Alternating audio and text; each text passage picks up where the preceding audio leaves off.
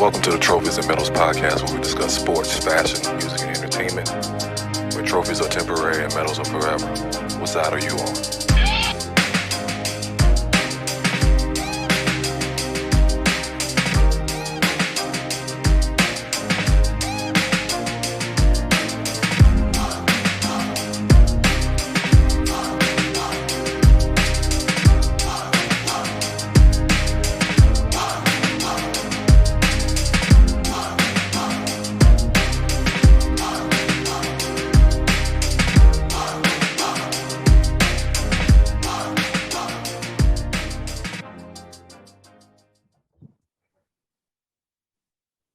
Welcome back to the Trophyz and Medalz podcast. Fuck John Gruden.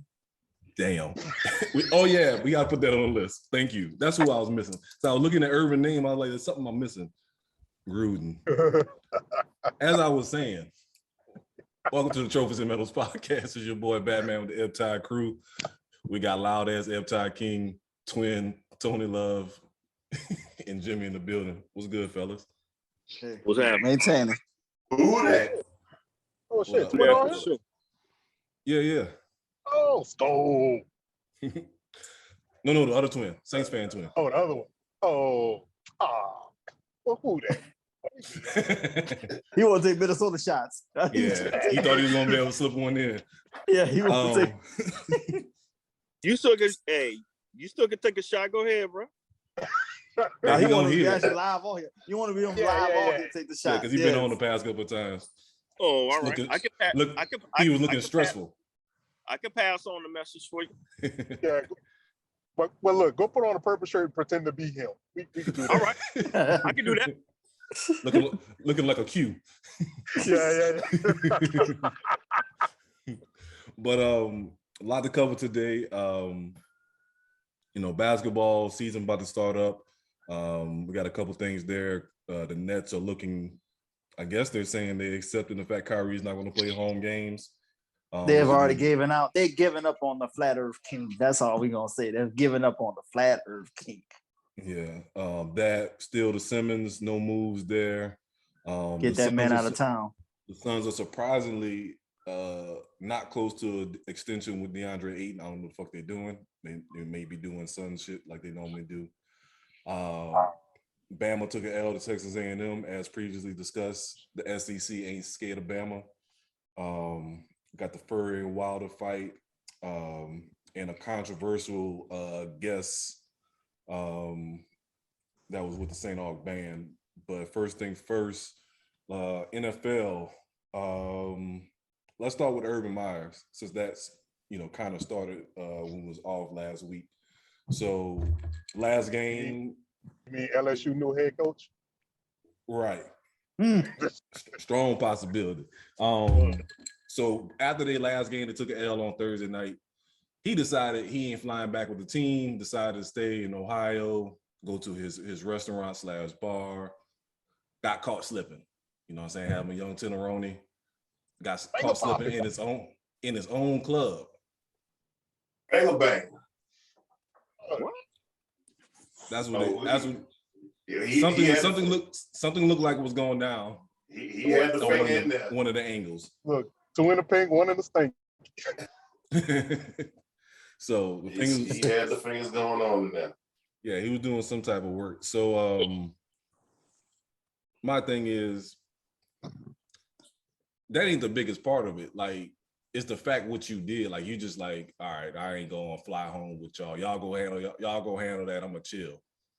Like, that's kind of the problem with the situation. Not the fact that he got it. He's still acting like a college coach. Right, because you can get away with that when you run the college program. Pretty much, you can't do that as an NFL coach. No, I think at the time. This is an 0-4 situation. That too. If this was a 4-0, if they were 4-0, hey, y'all go ahead on, man. Y'all be safe. Don't do nothing stupid. I'll see y'all. What's the day? It's Thursday. I'll see y'all Tuesday. How about that? Mm-hmm. If they was 4-0. You get that Monday off after a win. Yeah. See y'all Tuesday. Be ready. All right, y'all be good. I'm gonna stay here. I got some things to take care of. That's at 4-0. That's how that conversation will win.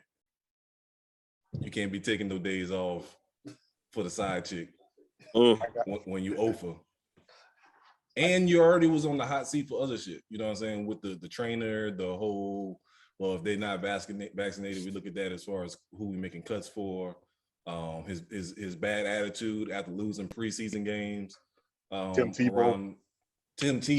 I forgot about that so quickly.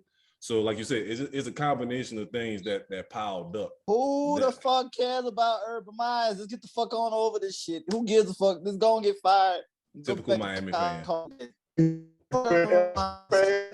You care. Well, fuck him. I'm out. So, he wasn't I hate Tressel. I know my disgust for life is Tressel. I'll slap him on sight. Yeah, but him. Anybody with Ohio State, they're gonna get some backlash from you. This is factual too, though. But he still wasn't shit when he was in Florida. Remember now, he's the thing. And remember now, look how he turned a blind eye to all the criminals he had on that team. Oh yeah. He ain't shit. He ain't shit. Except for the one he sent to Auburn. True. But he just exceptional talent, right? Exceptional results.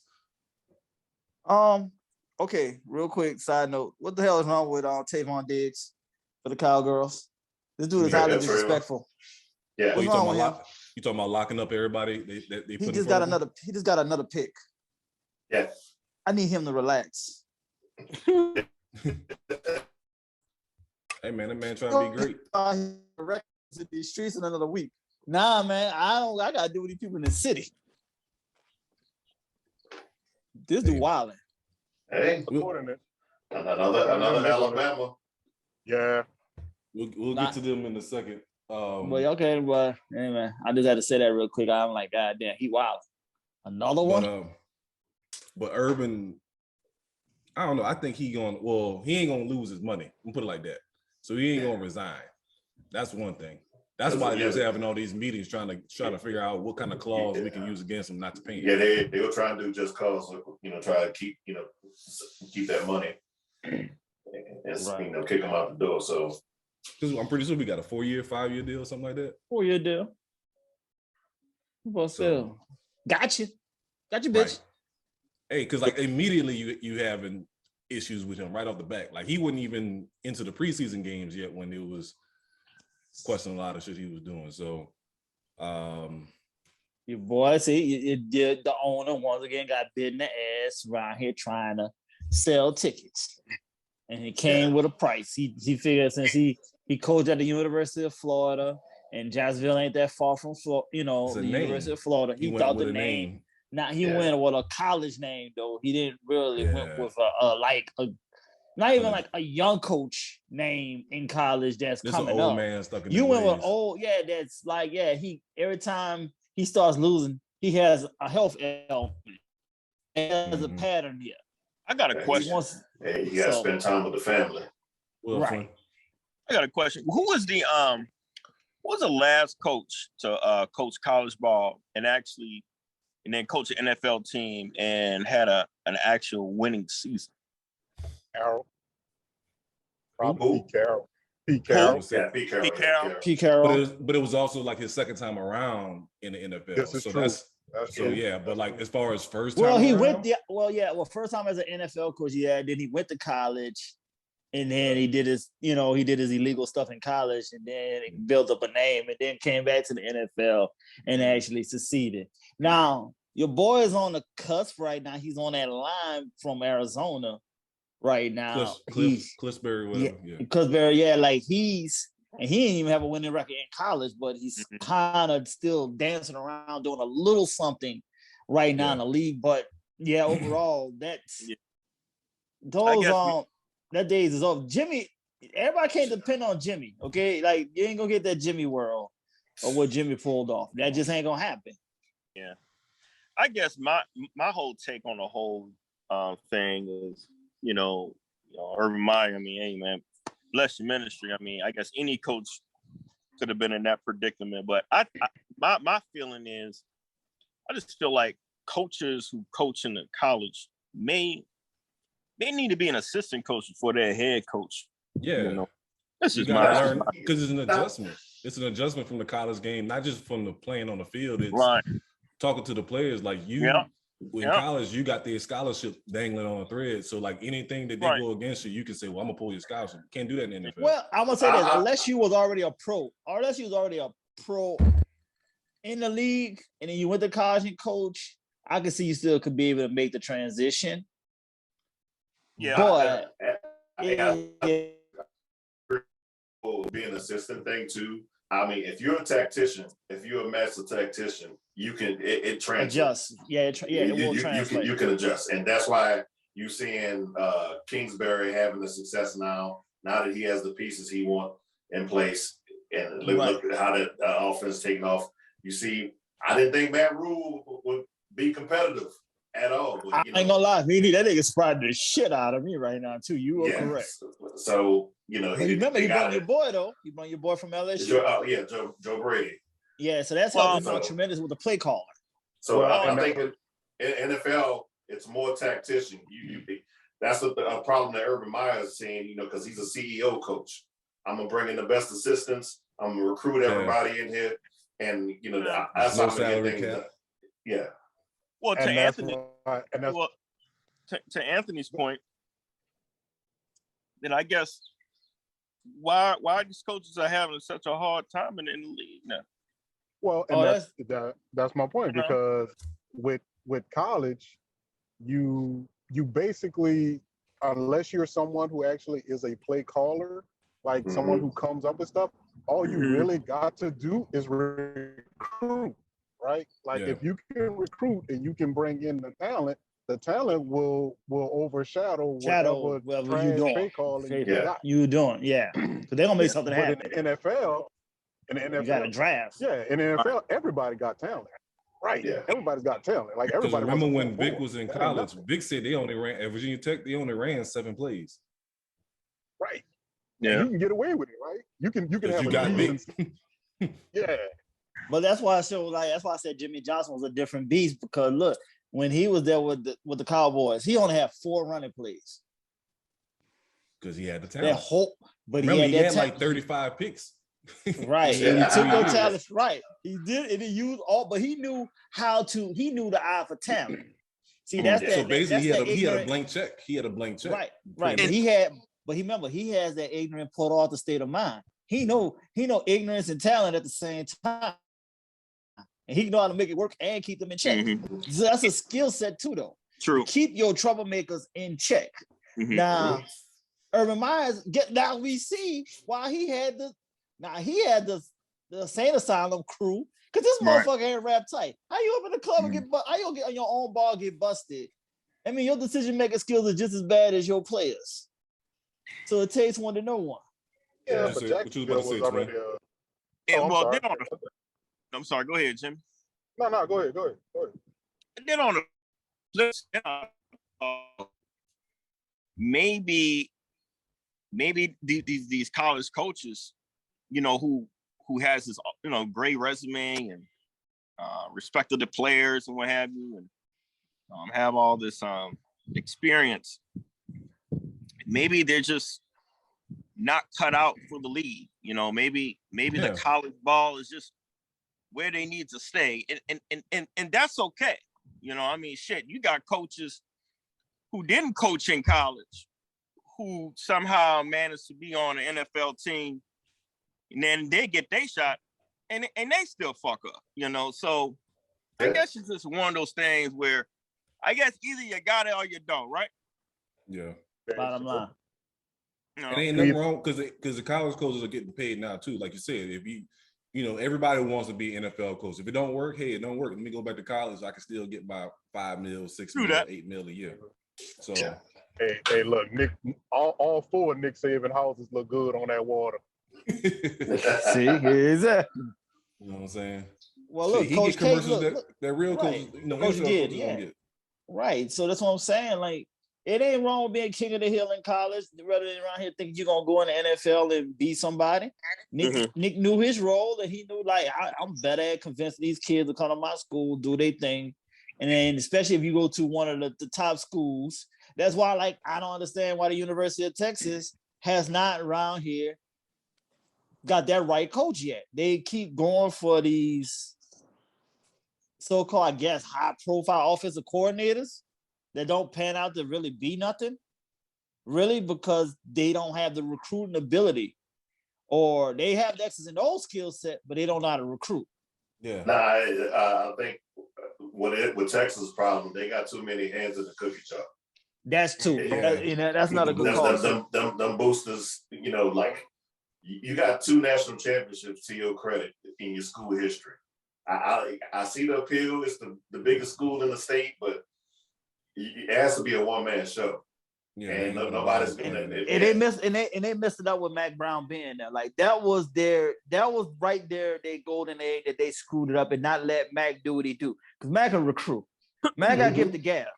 And they didn't give him the chance to use his gift the gab like they should, because like you just said, it's too many hands in the pot, because everybody in Texas want to fucking feel like they're the man at the same time in the mix. And they want to be known also, oh, I did this too, and I did that, rather than just sit in the back and just be happy that y'all winning and just collect your money. Yeah. And your glory. So that's just that. And I think that's the problem with teams like that in college too, like USC. You get too many big contributing boosters who now have too much of a say in your daily activity as a program. And then now they're dictating to you or if the coach don't come in and win a national championship in the first 2 years, you want to get rid of him. Well, they got more shit, than the athletic director. Yeah. Because and that's exactly why Jimbo Fisher left Florida State. Exactly. Like, hey, Clemson is coming. SEC is building up. We need to get this shit. We need improvements. Right, make this facility look like something. Put some money into the facilities here to make us do. Like you said, the way Clemson facilities look, that shit ain't right.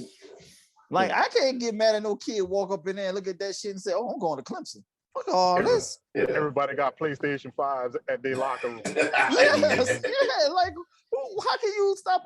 That's lounges. Like, they got a bed right there where they locker at. They can just lay there and go to sleep.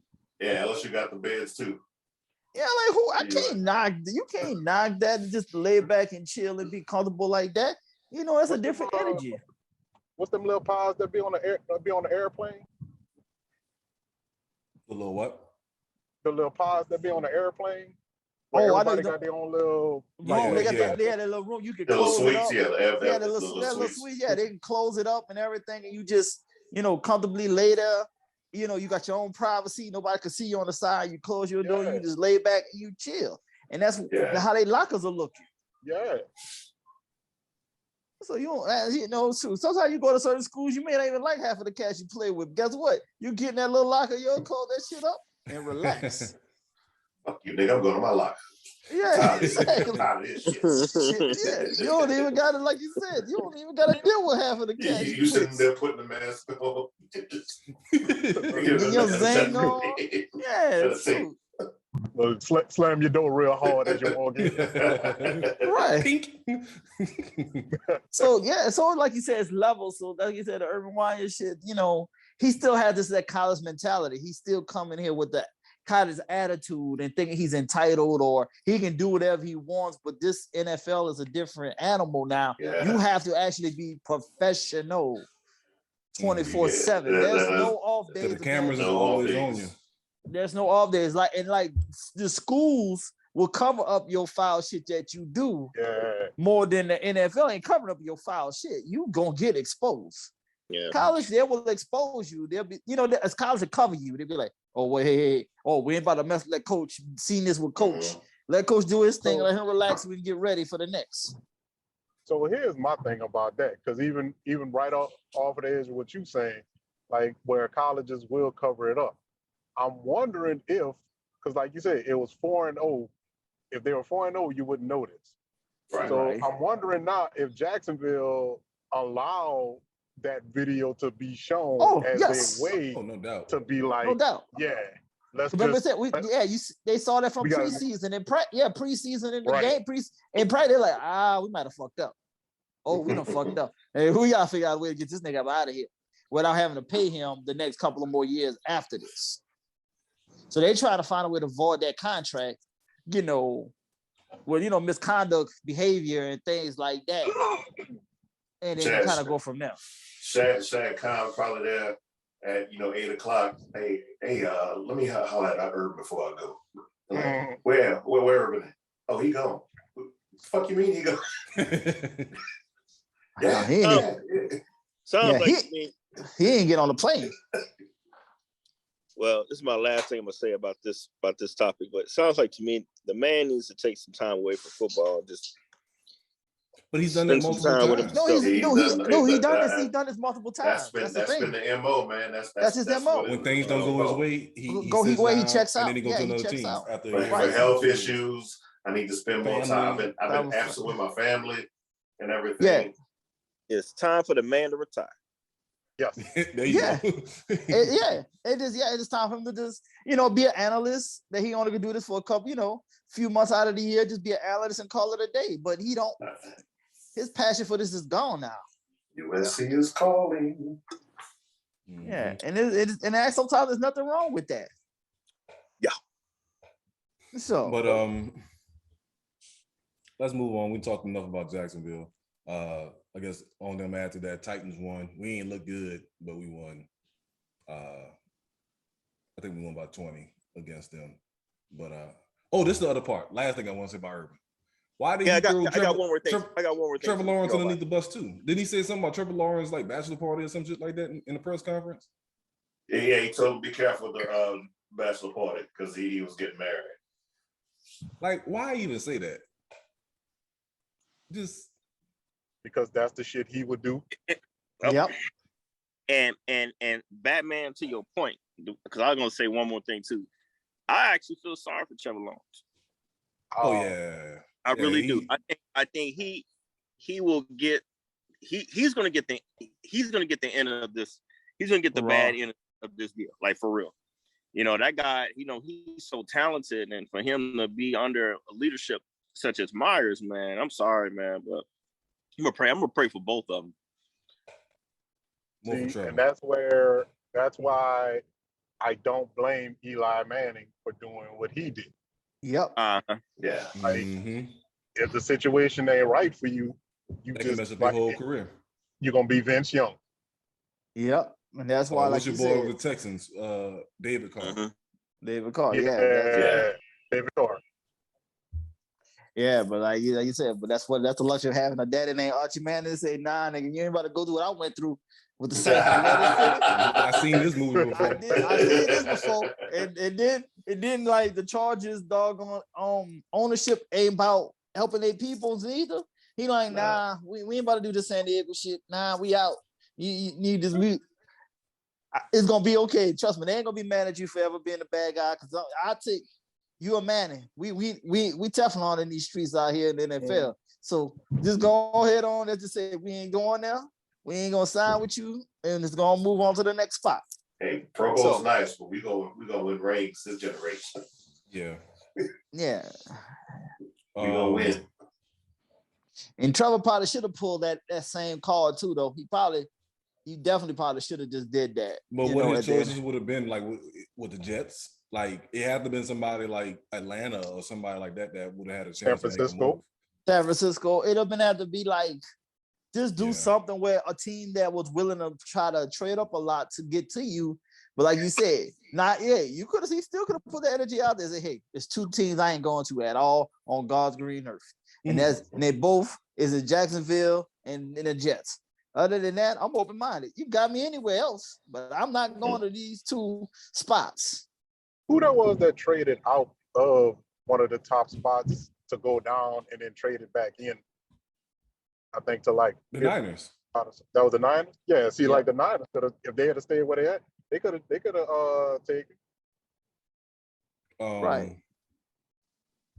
Yeah, but I think the Niners are also in love with Lance. Yeah. Yeah, because they like that Afterwards. mobile ability. Like we said with Shanahan, he want to play the genius role, and he like I can. He don't want somebody too obvious. He don't want nobody a sure shot. He don't want the extra pressure of a sure shot. He'd rather take the gamble. So like they said, well, damn, he did take a try and it just didn't work. Trevor is supposed to just be that guy. He's supposed to be that franchise, that 15-year now franchise guy. And whoever gets him, they gonna put it on you that you fucked up his career. Yeah. Because that's just level him being such a prototypical quarterback, the size, the ability that he has. You supposed to be he's supposed to be a winner. But Jacksonville was a dumpster fire before Urban Meyer got there anyway, because you had people like Jalen Ramsey and all them like just trade me. Yeah, get me the hell out of here. Yeah. Right. So I mean that's true. That's why I say like, yeah, he should have kind of did something to maybe if he didn't want. But then you know what? He felt like shit, Jacksonville. He in Florida. He wanted to stay in the South. He ain't want to go nowhere. He ain't want to take no chance going to no cold weather, you know, or anything like that. So Trevor probably was just cool going there. And then fine. Now he might be learning now. And maybe he just bought into his own hype and was like, man, I'm gonna come in and change all of this. Right. Because of the little bit of a change that he did with Clemson. I can't even say that was a change at Clemson because that's why I said a little. That's why I said a little. That's why I said in his mind. But remember now, in his mind. His mind. Oh, that's true.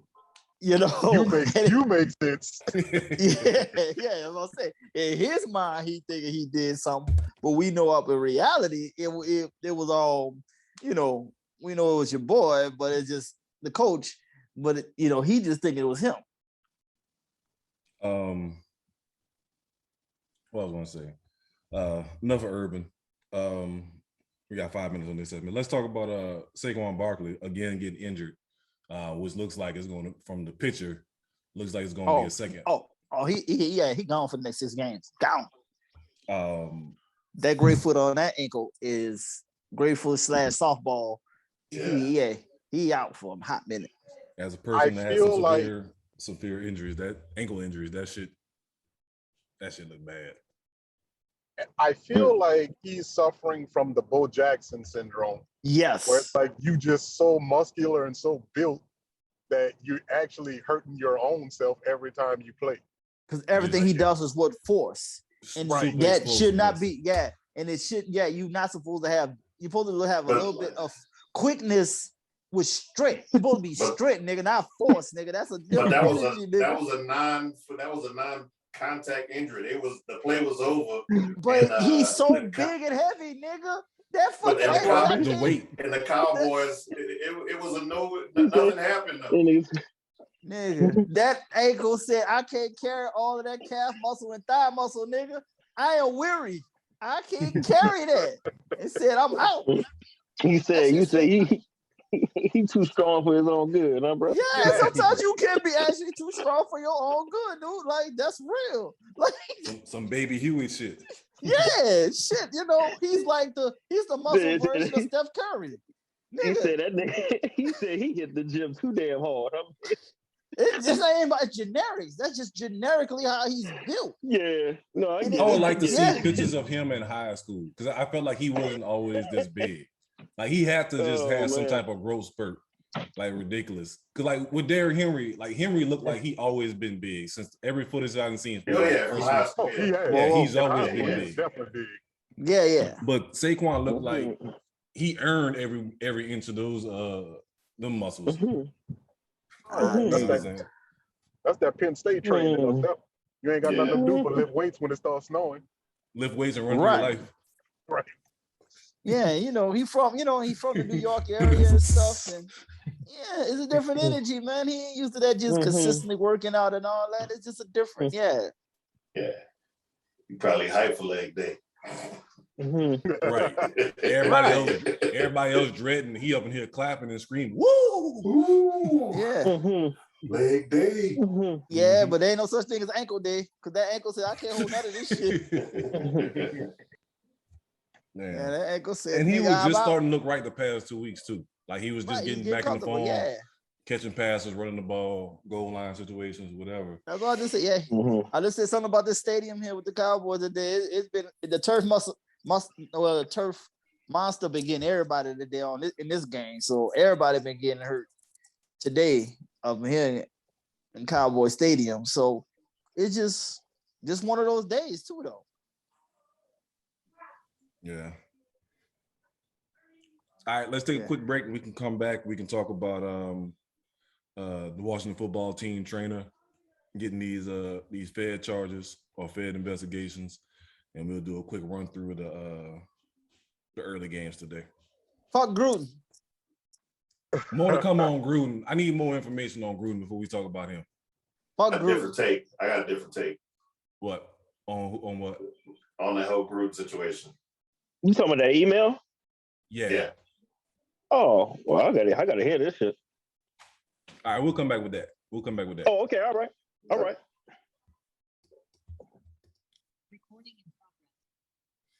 right, continuing with the NFL and troubled coaches. So I saw a meme earlier today and it was like Urban Meyer's like, yeah, y'all think I'm bad. Let me tell y'all about John Gruden. So apparently. Oh, I sent y'all that shit. You know, it was you? Okay. Yes, yeah. All them just be coming in so bad, like multiple people be sending it. But you know, he was getting his Danny Ferry on, and apparently made some racial comments about DeMaurice Smith. And took shots at the commissioner too. So Tony Love, you said you had some a spin on that. What's your take on that? I think that was a setup from Mr. DeMaurice Smith himself. If you realize, if you notice, he was up for re-election for the exactly the NFL leader on Friday, and going into that dropped that a couple days before. Yeah, going into that, his popularity was not good. So I think he had that in his back pocket. Released that to the media, and was able to get everybody on his side going into that election process. That's a good look. I was thinking the same thing, that somebody was trying, like there was a setup on Gruden. It was an angle for sure. I didn't know if it was with my own. I didn't think it was actually with the Raiders or what. But now you said with DeMaurice Smith, that makes a lot of sense, because why would somebody drop this 10 years later? 10 years later, yeah. Mm-hmm. Yeah. So that makes sense, but like at the same time, like you said, Tony, nobody cares about DeMaurice Smith. Right. Who the fuck trusts a nigga named DeMarcus in the fucking first place? DeMarcus is not a trustable name, and he from DC. It's DeMarcus. No, nigga, if you look at it, it looks like DeMarcus when you look at it. That's why I'm trying to. No, it's DeMaurice. Right. That's why I said. That's why nobody fucking trusts a name that ain't. If it don't look the way it's spelled, you can't trust him. Ain't no DeMaurice out of that. You don't see no Morris out of there like Morris Day. You can't trust this motherfucker. He from DC. Who from DC you can trust? Damn. Oh, I have a question. Crickets all over this bitch. Yeah, exactly. Can't trust no twin. Fuck. John Bernthal. Regardless who leaked the information for whatever agenda, my question is, how many of y'all would play for that man though? Man, dude, whoa. Then I wouldn't have played for John Gruden. No. No matter if he was like racist or not, dude, this a half the coaches in the league is racist regardless. But it's just like I guess I'm just not hearing that. I guess I'm not okay. Let's make it shift. It's just Gruden that nobody wants to rock with at the end of the day. It's just so no, that's the problem, and that's why, like I said, DeMaurice Smith, fucking ass. That ain't nothing. Ain't gonna help you. In the end of the day, to try to throw Gruden under the bus where nobody don't like Gruden as is any goddamn way. So he got reelected, man. I mean, it's his last term too, so it worked. Sympathy vote. He got the vote. He got the sympathy vote. He ain't think for the money. It worked. And you know what? That's why the NFL is where they're gonna be at for the rest of their lives. No, this stupid ass shit. Once the old guard gets out of the way, because like you gotta think about it. Those old coaches from the late 80s and 90s, they on their way out, man. But it's the players. This is the players. It's not about the coach's mindset. It's ownership. That ownership is going to be around forever. They're going to have that old thought. Old thought gets passed down to the next generation. Yeah, exactly. So wait, who makes the vote? Is it actually the owners? No, the player representatives from each team. Okay, concussion ass CDD. You can't trust none of these niggas either. It worked. Niggas, boy. That's all I'm gonna say is niggas. Simple-minded ass niggas. You see this nigga screwed over y'all again. Who would have been the alternative option though? Like who would have been the person that's running against him? Like was that ever announced? I don't think that was ever announced. See, that was never announced because of the fact it wasn't presented. Right. Because you don't have to run against nobody if you automatically get back in. But I would have, after the last bargaining agreement, why would you trust him? Yeah. He railroaded the hell out of y'all. They need to work towards getting that guaranteed money. At least, right. And at least Gene Upstart, you knew you was getting screwed. At least you knew it. At least you knew what side he was on. You knew he was with the owners. Mm-hmm. So, but with DeMarcus, bitch ass, he ain't on nobody's side. He don't know how to negotiate. He don't know how to negotiate, man. And it's just like, he ain't helping either side because both sides don't like him. And that's the crazy part. Nobody likes him, but he's keeping the job, which is amazing. Like you just said, but he used that race card right now because everything is so tense right now. It kept him on. Yeah, all that stupid shit. You know, it worked in his favor. So I'm not. That's why I ain't gonna knock his hustle. Guess what? If DC can re-elect a man that smoke crack, guess what? Fuck it. I guess he got a skill set to get back in the NFL with niggas with concussions. So I guess it can't knock it. Mm-hmm. At the end of the day, I have sin in front of you.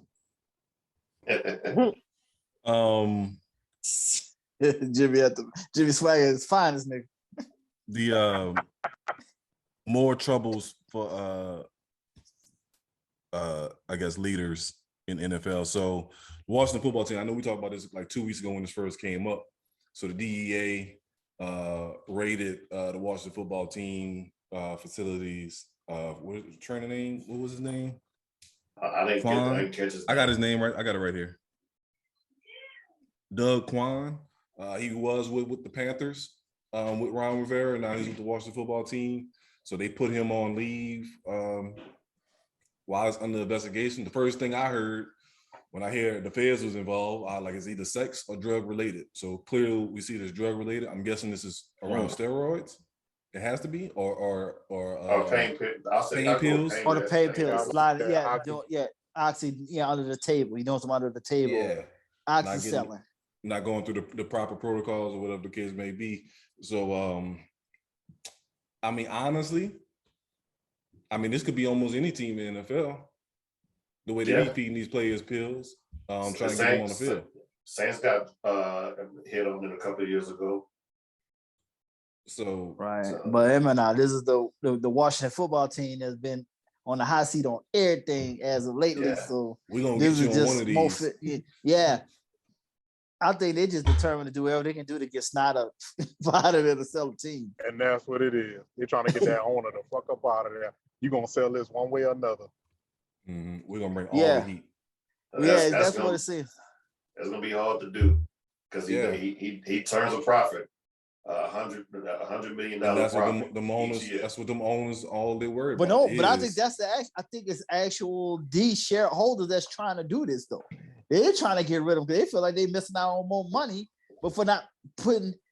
They still want to win at the same time. I mean, you making money, you still losing, but it's like you can make more money if you had a legit product. Yeah, they looking at right, and they actually take pride in the Washington football team, unlike Cincinnati Bengals owner. It's fucking Cincinnati, my nigga. So who cares about Cincinnati? But you in DC. But you in DC, you got a lot of money around in the DC area that you could profit even more. Yeah. Because they feel like, like if anybody could be supposed to be an American team, I think it would be kind of like you would think Washington's is, you got the president and everything. But that was the problem. You can't be American team when you got Redskins as your mascot. But he just rebelled against that for so many years. For so many years, they were trying to get rid of that symbol, and he would not do it. Right. And that's why they lost a lot of money like that, like endorsements, advertisements, stuff like that they could have slapped on Redskins everywhere, but you don't want Redskins on none of your products, right? Because it just don't look right. Like you see a bunch of Saint stuff all over Budweiser cans and shit like that. You ain't about to put no Redskins on Budweiser. Yeah. True. So that's what I'm saying. I think this is another flaw. It's like they saw what the NFL, not NFL, but NBA was able to do to get rid of Donald Sterling. They trying to do the same thing with a lot of owners in the NFL right now. They seem like they're going kind of out their way to try to get this old, like you said, they're trying to change it. That's gonna be a real life. It's real hard. It's gonna be harder. It's harder. That's what I'm about to say. It's harder though. I'm not gonna even sit here and say it's an easy task now. I'm just saying that's what they're trying to do. They're trying to get this old money out the way to just bring in a more fresher idea. Mm-hmm. It's how you gonna convince other owners to get rid of somebody that's making $100 million a year? I understand. That's all they care about. That's all they care about is the bottom line. Right. I get that. Well, what is he doing that's so wrong? $100 million. Right. Yeah. That's what I said. They just see the $100 million. Remember, all these cats ain't got their money off of morals in these streets, so we definitely know they don't understand. Yeah, owners have been cut. What? You get to 11 digits. You did something dirty to get there. Here's the thing, and I hate to put race in this, but I'm going to because I like putting race in everything. So if you notice, because I feel like the Clippers owner have been doing shit for years. Oh yeah, it was well documented. Well documented. It wasn't until the white woman started crying that they did something about it. What's the white woman? When it's a bunch of when he had that chick video recorded him. And then the white women talking about, I hope you fuck Magic Johnson and get AIDS or some shit like that. Yeah. And then that was something he was telling them. Right, he said some reckless. He was talking mad crazy. Yeah, don't be with Magic. You can. But don't be hanging out with him. And everything. It wasn't until she started crying on TV that's when they took his team from him. Yeah. Mm-hmm. So you kind of have to. That's the sad thing. You got to have a scandal to that level. That's why, that's why we were trying to see what Jacksonville was trying to do with the white girl dancing on his lap and hoping that his wife want to jump ship or some shit and cause a big scene. Either his wife or the girl. Right. One or the other. And I think the girl's on the way. She's gonna start saying something. If the girl had to complain and say she had gotten sexually assaulted, he was out the door. Now she gonna say something in the next couple of weeks. Somebody gonna put a microphone and check in front of her face. Probably not, because if you let Urban Meyer go all up in your ass like that, you had to been a fan. Yeah, I mean, no, this ain't the first go around. This ain't the first. You didn't appear to be scared in that video, man. And this was in Ohio. Remember now, too. This is in Ohio. She's not gonna say shit in Ohio, nigga. She'll get touched, nigga. Them Ohio State fans is real. You know, he need to get caught in a whole nother city. He went there to get fucked by Urban Meyer, right? Right. Yeah, you know. Look. Yeah, that's a bragging. That's a right of passage. They were like, hey, Bonnie, Urban's in town. You want to come by the club? Right. Yeah. That's bragging rights. Mm-hmm. You know who I pulled off this weekend?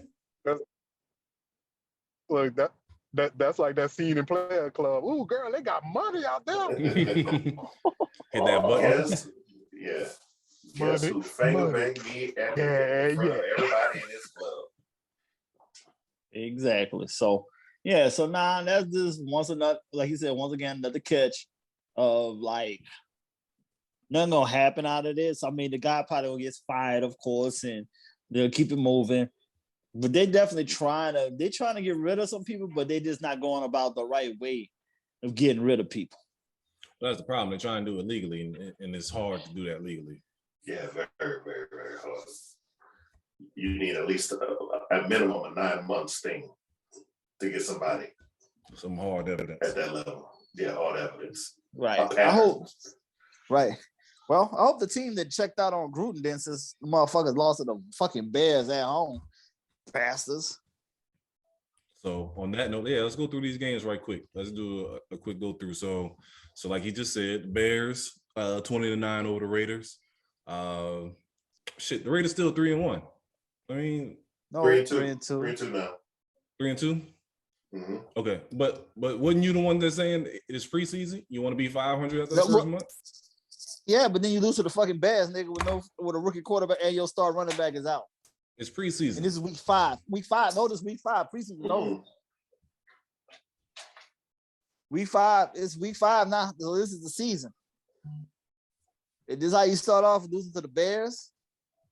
The fucking Bears. Who their coach is?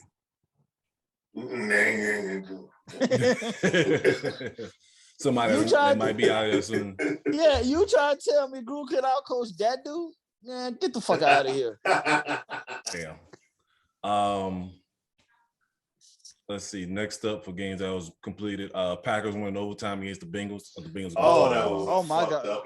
Game. Oh, that was a horrible ass thing. That last 5 minutes in overtime was horrible football, nigga, at its finest. Yeah. Mm-hmm. Like I said, I'm putting the check off. Everybody kick a suck today. Yeah, nigga, everybody kicking suck. You are 100% correct on that, man. God. Who made all their extra points today? I need to show me that game. Right. Yeah. Kickers out here horrible. Like Lord. Vikings pulled off a win against the Lions. Lions trying to go for their old record, trying to go over. But I'm gonna tell you this though. But the Lions are playing football. They playing hard. They playing though. It's just they're going through a new regime. They're doing some change, but at least they competitive in every one of them damn games. Yes, I'm gonna give them that though. I'm at least giving them for effort. They going in the right direction. Put it like this: get somebody from that team on your fantasy team. They gonna get points for you. Yeah. It's gonna be some back. They playing with heart. Yeah. Justin Jefferson, another big day. All the cousin that Kirk is playing off. Yeah, and Jamal Chase. Yes. Yeah, with the Bengals. Yeah, Jamal Chase. Man, Jamal Chase is highly, first half. Yeah. Jamal Chase is highly disrespectful in this league. Yes, he is. Yes, he is. The way that nigga footwork. I don't know if Chad Johnson has been working with him, but that nigga's been highly disrespectful in these streets. That one that long touchdown pass he caught that should have been intercepted. Like me and Dash were looking at like, how the hell? Yeah, he like it went through his hands. He fallen, snatched it. I'm like, what the hell? Hey, I don't mean to get off topic. Geno Smith is still in the league. Oh, he is still in the league. Yes, sir, he is. What? Still getting them checks. Hey, how old is he now? I feel like he our age almost. I know it's not the case. Man, Geno is battling in his early 30s, man. Leave Geno a fuck alone. You know what I mean? I'm not making. I haven't heard his name in a while. Because he went to the Jets, and that's what the Jets do to you. This is true. The Jets will age you 10 years, and you're 10 years older than you should be. So man, I'm happy for Geno. Fuck all that, man. Geno got set up for failure. Prior to last Thursday, his the touchdown he passed, his last touchdown pass was December of 2017. Yeah. See? Geno is out here getting checks. I'm happy that he in the league. Yeah, because I feel like Sam Darnold been in the league for about 10 years now. That's what I'm trying to tell you. Dude, the Jets put 10 years. Them Jets have put 10 years on quarterbacks with ease. 10 years worth of bruises, all them sacks. Yeah, and then only did 3. Mm-hmm. So Steelers beat out the Broncos. That was looking ugly early, but the Broncos tried to come back at the end. But Steelers, they was on their way to possibly benching Big Ben. He needs a rapist. Don't call no fucking Big Ben the rapist. He got Fuck so many all injuries that. on him. Jack the Ripper, illegitimate child. That's who the fuck he is. He needs to sit down, man. He needs to. Yeah. Somebody tell Tomlin, don't let this be a Drew Brees situation and take him out early. I gotta sit you down. Throw in the damn towel. The Buccaneers short crosses and screens and shit. Yeah, bubble screens and shit. Buccaneers disrespectful to the Dolphins. I felt like the Dolphins games came on, they were scoring touchdowns. Yeah. Dolphins just can't get right. They just can't get right. And they trying to get right, but can't get right. Well, that's what happened when you pick the wrong quarterback. Yep. It's a dead franchise back once again. Yeah, they probably drafted another one this year. Yes. Saints beat out the Washington football team as discussed earlier. Y'all opened up that playbook. Is what we've been asking for. Yeah. You know what I'm saying? Camaro's looking good. So this was a big game because I know the Washington football team defense ain't performing like they was expected to, but they still a good roster. So you can't take them lightly. So no, they performing like you think they should be because Montez Sweet and Chase Young is getting off. Yeah, but outside of that, right. Outside of that, I think people is projecting like all that pressure that they will cause will lead to turnovers and bad. Not if you back on 3 and outs all night, all day long.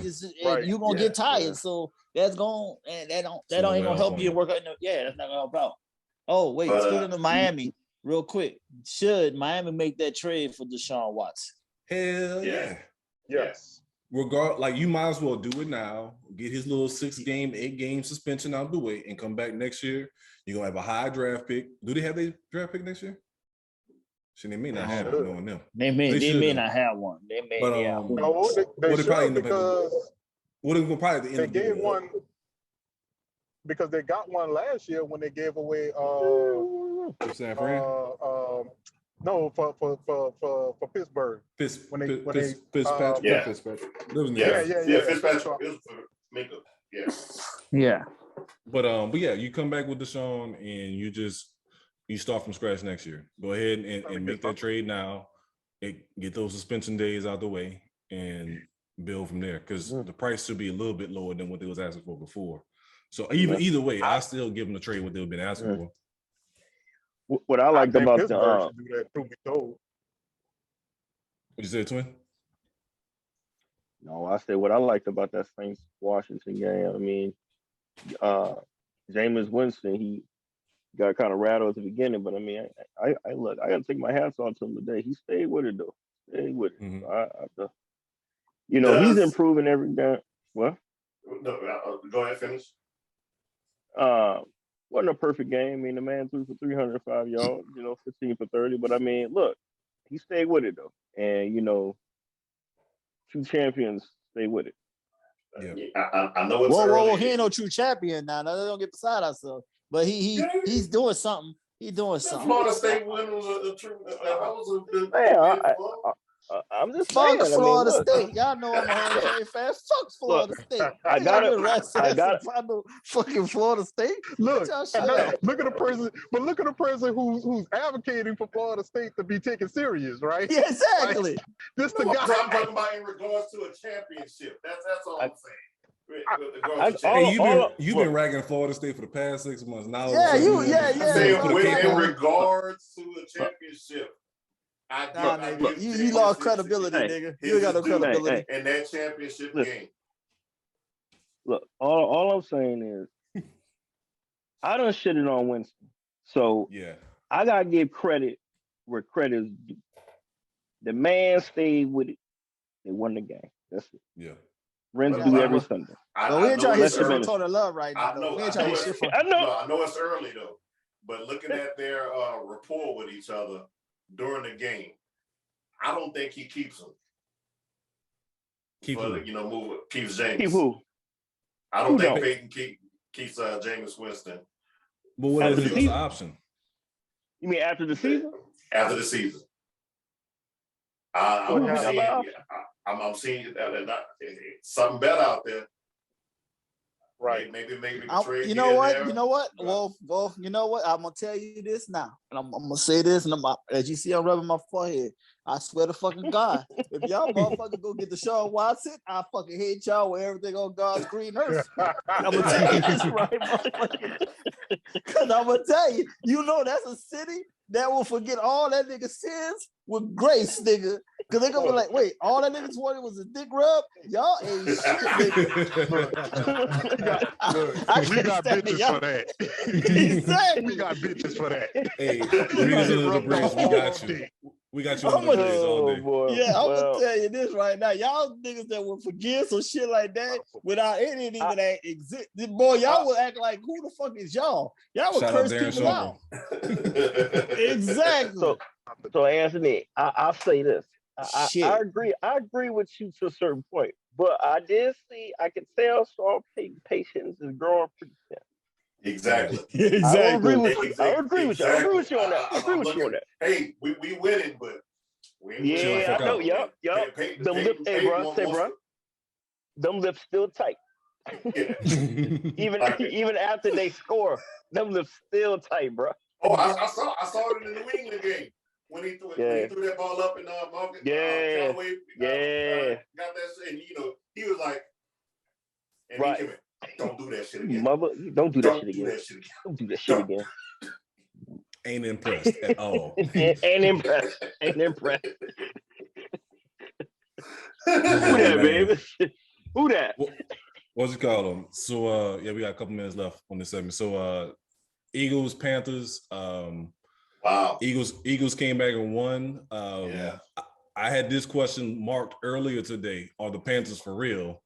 But with them losing this game, I'm not really changing that. But they lost today? They lost. They came back and lost. So Gilmore, they went and got Gilmore, who's trying to get right from his injury. But I'm thinking in the long term, these Panthers might be if Darnold, with his second life after dying twice with the Jets. Died twice in one time. That's crazy how you died twice in 2 seasons. That's amazing. But I think the absence of McCaffrey's the key to this their whole offense. Whoa. Nope. We gonna go ahead on. It's time to just go on and label McCaffrey for who he is. He is Mr. Glass. He's kind of the same lines with him and Saquon. Saquon's for a different reason. He just like this. McCaffrey's different because they already ran the living shit out of him already in these last 3 seasons. Where he's 90% of their whole offense. So they have ran him legitimately in the ground already at this short amount of time. So it's like they made him Mr. Glass by utilizing him too much and didn't balance he's out. not that big of a player as is. He put on some weight the past couple of years, but I know at one point in the draft they was talking about converting him to a wide receiver like his daddy. You know what I'm saying, to have that speed on the outside, but underneath. But I think this is Odessa Permian, right? The offense works when you structure your whole offense around one player. It actually works until that one player isn't there anymore. Yeah, right.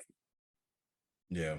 So, I think to me, like with McCaffrey, you got to get him a second back there that can just take some carries off and still be as explosive, kind of like what the Cowboys doing right now. Yeah. To where you can put the sub in and you ain't missing a beat. You know what I'm saying? So like nobody can automatically think, oh, McCaffrey's out the game, so we know you ain't running the ball or throwing those swing passes. They ain't gonna be keep you honest. It's keeping the team honest. Mm-hmm. So I think they'll be, like I said, the defense look good. And like I said, they added that Gilmore. If he can be like he was with the Patriots, it could be dangerous in the long run. That's defense. They ain't helping the offense though. So all they're gonna do is just make the defense more tired because they're gonna be on the field more. Mm-hmm. Unless they're scoring on defense, which which still is tough though. But they still overachieving more than we thought they would be doing anyway. Yeah, I thought they was gonna be like at the bottom, not just in the division, just in the league. So, right, hats off to them. But we'll see. We'll revisit that in a couple of weeks to see where they at. They fucking 3-4 and 3-5 in a couple of weeks, then it was like, okay, well, they are who we thought they were. Yeah, they just needed some film on your ass. The damn Texans almost gave me a heart attack. I thought they was going to actually win this game against the Patriots. You mean not the Patriots? You're talking about Texans and Patriots. Yeah. Oh, Texas. Oh, the Texans. Yeah, Texas. Yeah, Texans and Patriots, because Texas. But Texas, you did say that. Yeah, that's right. You did say. So like, I thought you said Titans. No. Yeah, Texans. Yeah. I'm like, what the fuck? Y'all gonna win a game? Because like, you know what I'm saying? I was just kept them a little bit too close to my liking in this damn division. Yeah. But Patriots come out. Mac Jones, game manager. And that's all you really need him to do. I mean, that's what you want him to do. Don't have him out there trying to be something he ain't, because that's pretty much what he did in Alabama as well. Truth be told, that's all Tom Brady was. He just was very good at being a game manager. Mm-hmm. Yeah. And then every once in a while, you give him a special toy, and then you can put up some crazy numbers. And then, with Gronk and Randy Moss those few years. But true. But even when he had Aaron Hernandez and the other tight end. Yeah. Gronk, yeah. So they how he act a fool today with Antonio Brown. Son of a bitch. Mm-hmm. God damn. That shit was highly disrespectful. I felt like soon they blow the whistle, they was scoring touchdowns. So exactly. And since everybody speaking of that, since everybody is in here, Mike Evans is up to be traded in my fantasy team. So if anybody want him, he had a good day. He's up for trade. God nigga. Yeah, he's on a trade block. Yes, no, he just needs to be converted to a tight end, and then I wish people just give up on his wide receiver shit with him. I mean, that's the problem. He's 6'4", 6'5". Yeah, 6'5". He should be a tight end. Shorten them routes. Yeah, shorten the routes for him. He'll be more effective. He's not a wide receiver. He got long strides. So like thinking that he gonna be doing those Wes Welker, Julie Edelman type routes is not what's gonna be working with him. And that's why they gotta be 7-step drops. Yeah. That's all it is. I think he's still effective. He's been a 1,000-yard receiver. But it's time for him to be tight end as a 1,000-yard receiver, though. He need to be at tight end. Shorten that field for him. He is slow motion running them routes. Yeah, but I don't think he's known for blocking. This is true. And you got several other tight ends out here that ain't blocking. i.e. Batman was fucking pissed today. And nigga ain't out there was blocking, but that nigga was getting loose on that goddamn field. Yeah. Look, I've never seen a highlight film with Jimmy Graham blocking anybody. No. Exactly. So no, you know that's fine. Like that's one. He's at one. But yeah, all tight ends, you just know not to put him in on running. I mean, unfortunately, you will expose yourself putting him in if you don't put him in when you might be doing a running situation. You know what's crazy? What's your boy name? Goodwin? Goodwin is actually the best blocker as far as the receivers. Or not even just the receiver skill positions, period, on that team. Because they use him for crackbacks and stuff like that. So he's actually, you're saying you got somebody on the opposite side that's actually a great fucking blocker that's, much smaller. So so some people, they are who they are. So, just move them. Quit holding them in positions they're not going to excel in anymore. Yeah. But, like I said earlier, after that first game, I don't think he stays with the team. Oh, no. He gone next year for sure. He definitely gone. And knowing y'all petty ass niggas, y'all go pick his ass up. Probably. Then the nigga all saying, don't give me nigga, y'all known for the slow motion ass receivers, nigga. Cut y'all shit out. Shit. Be effective as hell. Be effective as a motherfucker. So cut that. Receiver comes back after the bye week. But that was only when you had a quarterback who couldn't throw it more than 10 yards. You could do those slow motion receivers then, because all you're really doing now, you create routes for them. Now, because you got James is not as accurate as Drew Brees. So those windows are real close. and you got to do the deep ball with him because he got that big arm. That's all he got. You know what? Speaking of that, I'm so glad he is about to come back. Y'all know a fight gonna happen, right? Between him and James. And I think James gonna whoop his ass. I promise you, I think James is gonna surprise y'all and whoop his ass. He gonna try to swing at James for talking about not being accurate and shit, and James gonna deck his ass. Now that's one thing about Alabama people. I'm not gonna say they ain't shit about, but them niggas got hands. I'm not gonna sit there and say niggas ain't got no hands. Hey, more to come on that later. Alabama people with hands. More to come on that later. With or without hands. Because either they ain't gonna hand, they very accurate with they shooting. Because what else they got better to do is to go out in the woods and shoot. So James might got to shoot a nigga. Another pick six from Cowboys. Oh shit! According to Bo Jackson, he never really lift weights. All he did was hunt. Exactly. See what I'm saying? Carrying back deer on his shoulder and shit. Yeah. Strong, right. So see what I'm saying, man. You gotta tread lightly with them. I told you, can't trust them Alabama people, nigga. They move different. Well, shit, ask Gucci, man. Fuck enough. All right, switching over to NBA. I know previously we talked about Kyrie and Wiggins, pushing back on getting the vaccine. League came out, was like, yo, you got this vaccine in the Bay or New York, you can't play home games and you're getting fined for them shits, or you're not getting your game check, basically. Yeah, you're not getting paid. Yeah, so Wiggins, Wiggins daddy say, nigga, you better get your goddamn ass. You ain't no Muslim, nigga. Get that goddamn shot. Right. Wiggins got that TI 92 out, start doing that math. He's like, I ain't got that kind of money to be thrown away. But TI 92. Shout out to Louisiana Lafayette Engineering Department. But Kyrie, on the other hand, he got money ventures, like big money ventures elsewhere.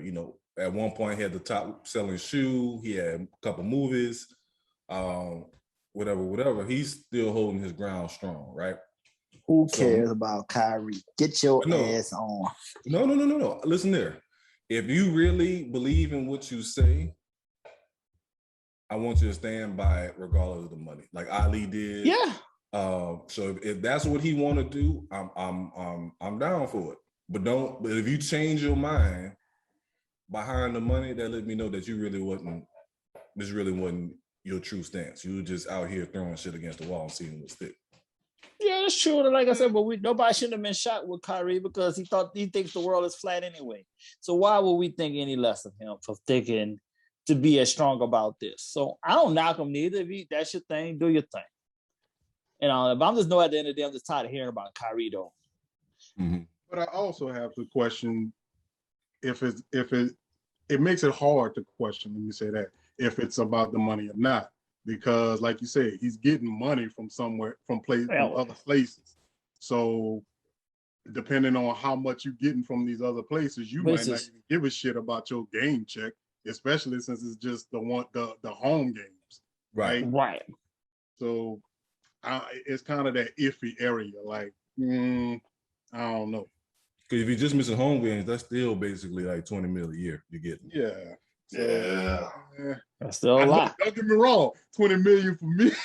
Yeah, still $20 million. Still $20 million. I'm sorry. But I mean, I don't care what status you at. 20. That's still, but still $20 million is $20 million. And remember now, he still can't play no games in he still can't play no games in Canada.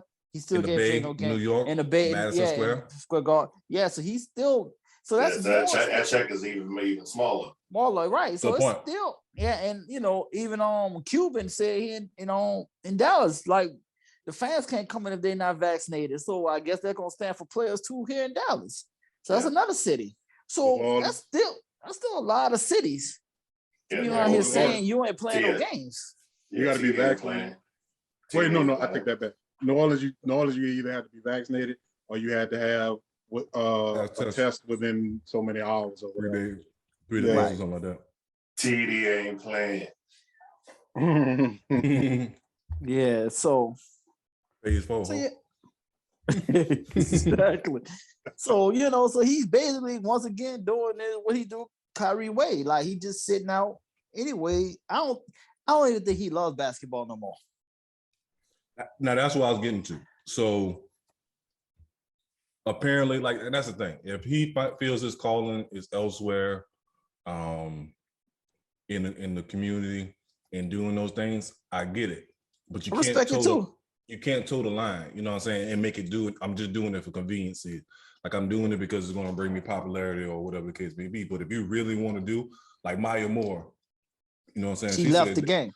I was MVP. I'm gonna get my man out of jail. You know what I'm saying? Whatever it takes. And if that's what you got to do, then you got to do it. You know what I'm saying? Because and the crazy part, and it's sad to say, because Kyrie's a talent. If Kyrie decides to retire this year, there's going to be somebody else next in line that's going to slide in his spot. Of course. You know what I'm saying? So always somebody. So that's the thing. That young cat look good from LSU. Mm-hmm. He balling. Yeah, he balling. He don't play no defense and he don't pass, but that nigga is a bucket. Okay, I'm damn. What the fuck is Kyrie? Shit, I think this is a fucking fair trade off. This is true. This is true. But so yeah, I mean, if he feels that's what he has to do, because he also said if they trade him, he'll retire. And you know, I think that's just to prevent it from making it easy, since you don't have no trade clause. But buy him out and call it a day. But you even buy him out would be too much. So it's kind of like you would rather take that money from him because he's not playing any of these games. Well, yeah, for this season, give for him sure. all Yeah, that money. yeah, you are correct. Yeah, at least for this one more season, for one more season. Next year will probably be easier to buy out because, like you said, that's less money on the table to have to try to, like you said, add into the buyout. Yeah, probably next year you won't even have to worry about like these COVID restrictions like that. Hopefully, because we said that shit 2 years ago. So let me not even. Exactly. Let me not even say that because look, you said that shit 2 years ago. We still fucking with this. So I had already put 3 years on this. I put 3. I already knew this was gonna be 3 years long, just because of the ignorance of people in the 45 run. So I was already giving up. If the Spanish flu was 2.5 years, I said, I get this down there 3.5. So this is the extra, the stubbornness of people feeling entitled. Yeah. My body, my choice. Yes. Unless you're a woman, and then I can tell you can't have an abortion. Yeah, exactly. This is my ass backwards foolery we got, especially here in Texas, nigga. They wilding with that one. But I do believe in the death penalty. Right. Yes. Yeah, right. Only in Texas, nigga. That's all I can tell you. Only in Texas. So yeah, Kyrie, and the crazy part about it, like even without Kyrie, the Nets is probably still a title contender. If Harden is healthy, they're still a title contender. Yeah. It's crazy to say. That's true. I honestly think they're better without Kyrie, to be truthfully, because I think free flowing. More free flowing. Yeah, exactly. Because I think him and Harden clash because they're just too much of the same person. They're too much of the same player. That it becomes a clash. It's like, well, who gonna have the ball and dribble for 3 minutes before they pass it? Well, that's the thing. Well, that's what I said before. This is the thing with Kyrie is like he's good with Harden dribbling, but the thing is, like, I don't know how many games I watched with Kyrie. He'll go post up. Like he really think he's 6'8". Like I mean, I understand that he's playing against smaller guards usually, but he really go on the block. He really go on the block like he say, I'm about to drop step and dunk on the nigga. Like that's his mentality at a 6'2", 6'3" player guard in the league these days. So yeah, I got a mouse in the house. Yeah, I got a mouse in the house. But if you, I hate to put race into this. He is half Native American and half Australian. He got a Native American Australian. I know his mother was part of one of those tribes, and they welcomed him in. And he just has that, little warrior mentality. Yeah. That I'm gonna go up against a whole bunch of gringos. Like, okay, man. Mm-hmm. Because there's been many times if you watch their games, it could be a 1-on-4 break.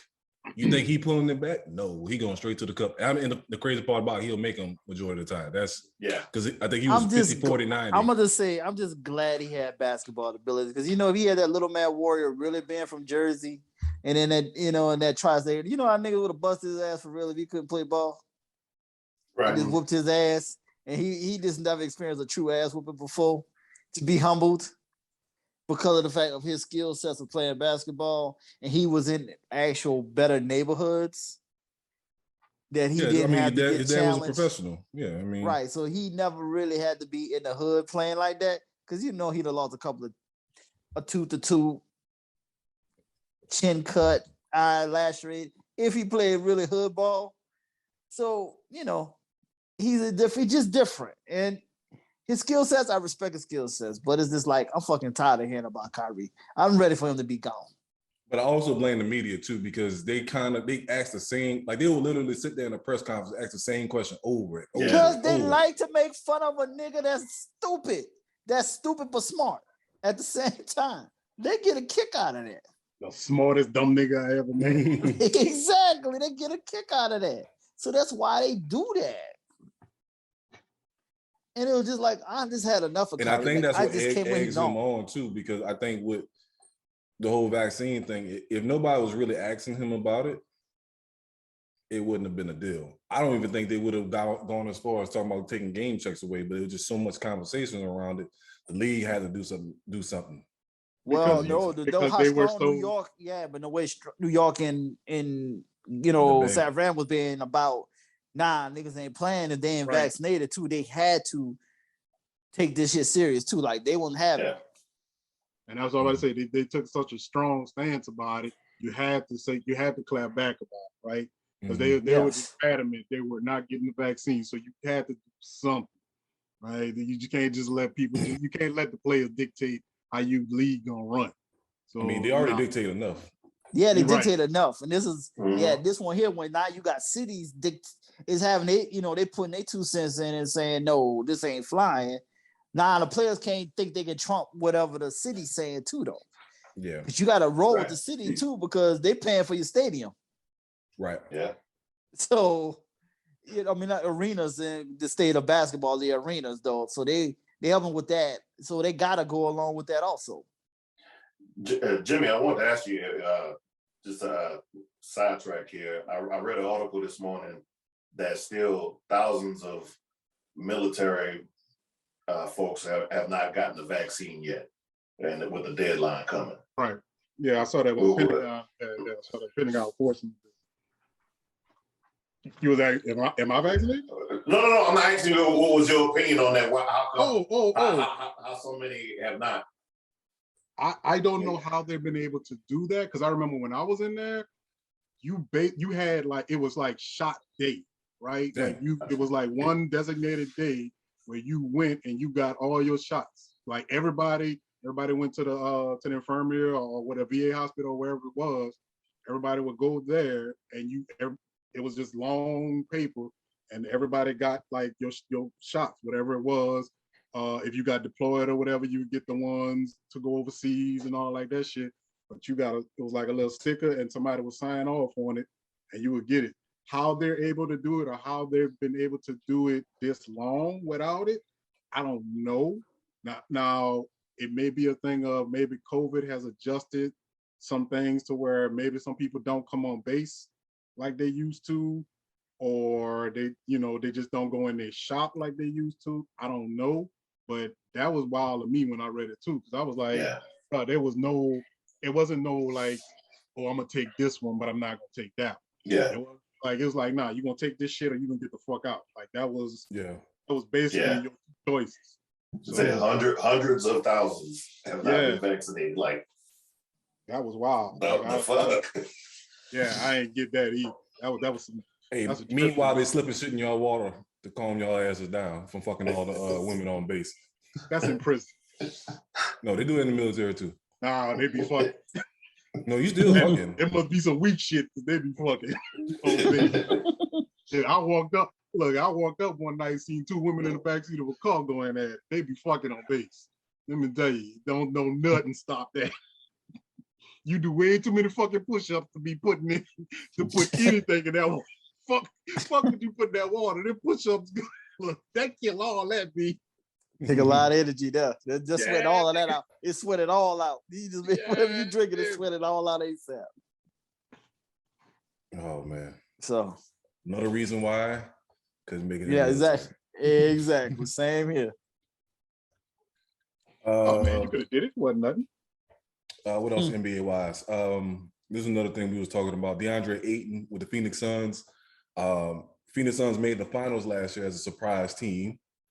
Usually when something like that happened, the usual protocol is to run it back. Bring everybody back, that was of importance. But yet DeAndre Ayton rookie extension has not been agreed upon yet.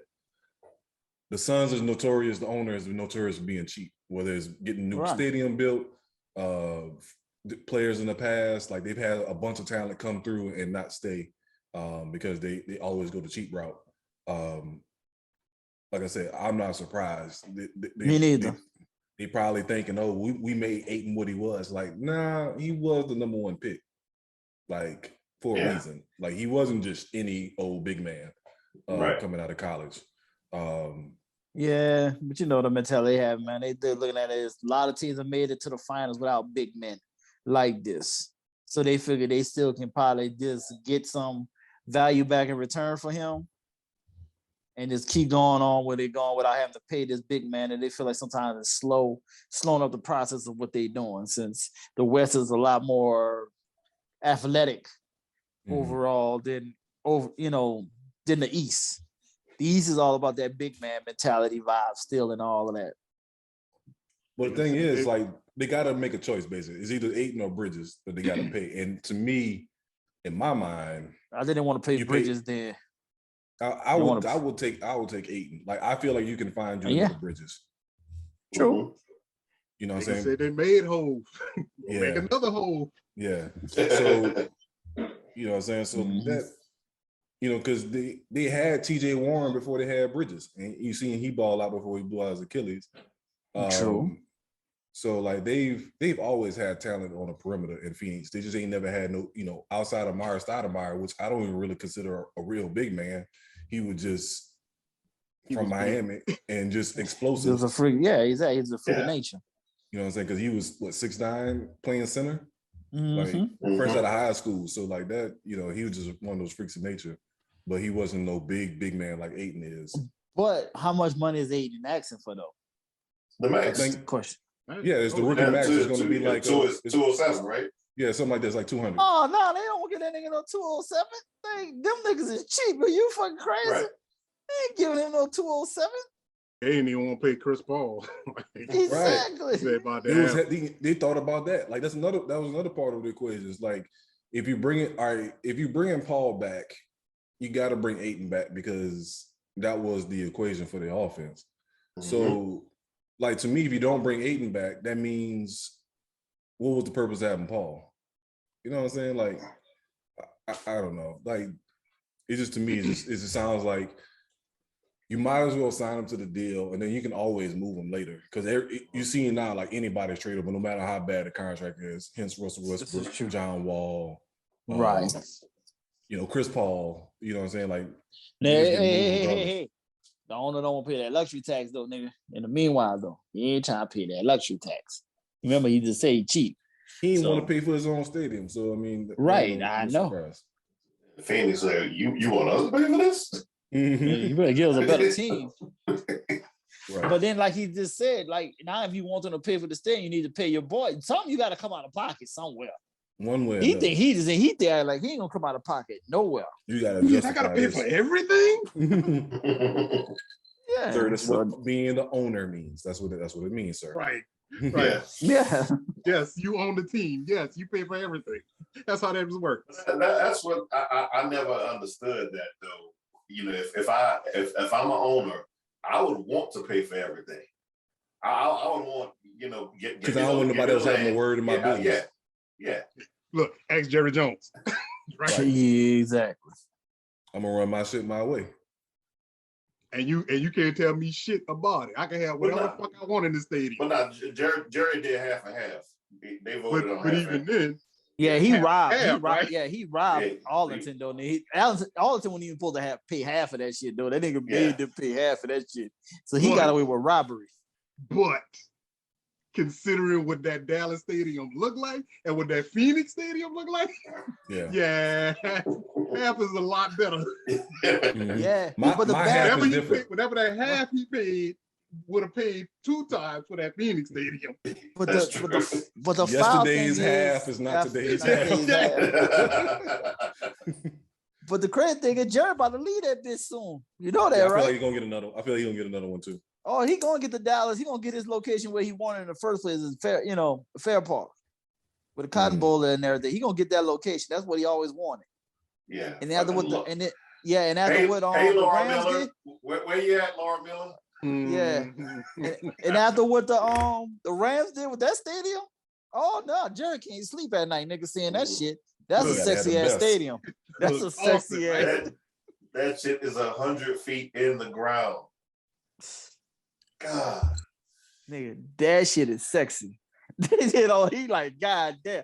These niggas, okay, I can't. He's having nightmares right now, seeing that stadium. So like, I gotta go back and trump this ASAP. He said, y'all paid for half of this. I appreciate it all the time. Y'all can keep that shit for high school games now. I'm out of here.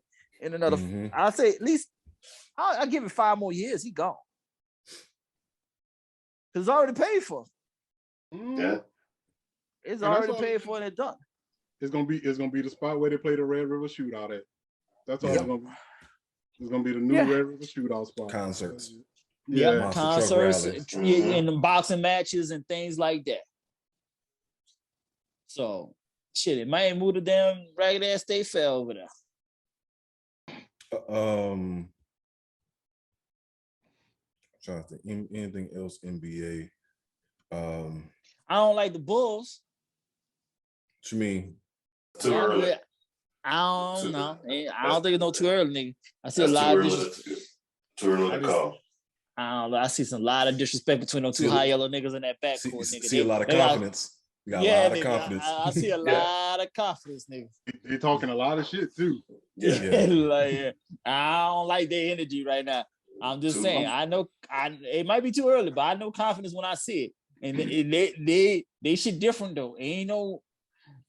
It's different. And the crazy part about it, you got DeMar DeRozan is going to probably get you a sneaky 18 points a game. You know what I'm saying? You're going to be looking at the box score like, damn, Ball had a good game. You know what I'm saying? Levine had 4.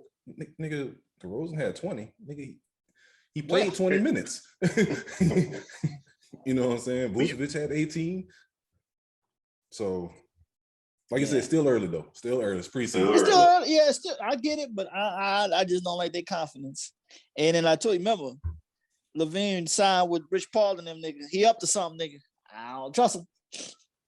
Yeah, anytime somebody leave the agent, they looking for a splash. So, yeah, if they start off losing, it's definitely gonna be some pressure to be applied. Right. More to come on that. Switching topics, college football. So me, myself, I haven't watched many college games. I know Virginia Tech lost today. I'm Notre Dame. I'm out. But Bama lost. I don't care about Miami right now. Bama lost to Texas A&M, and I think this kind of proves what we've been saying the last couple of episodes is, the SEC ain't scared of Alabama. You know what I'm saying? Look, Ole Miss was talking shit before the game, right? Like, you know what I mean? Well, Lane Kiffin was talking shit before the game. It's like, man, nobody's scared of Bama. But get your popcorn ready. I think they got ranked too high going into the season. That Nick Saban effect of being number one, and you ain't returning the quality players back. They should have never been number one. Clemson either. This is my thing. I've been saying this for years. There should be no more preseason rankings in college sports, whether it's football, basketball, baseball.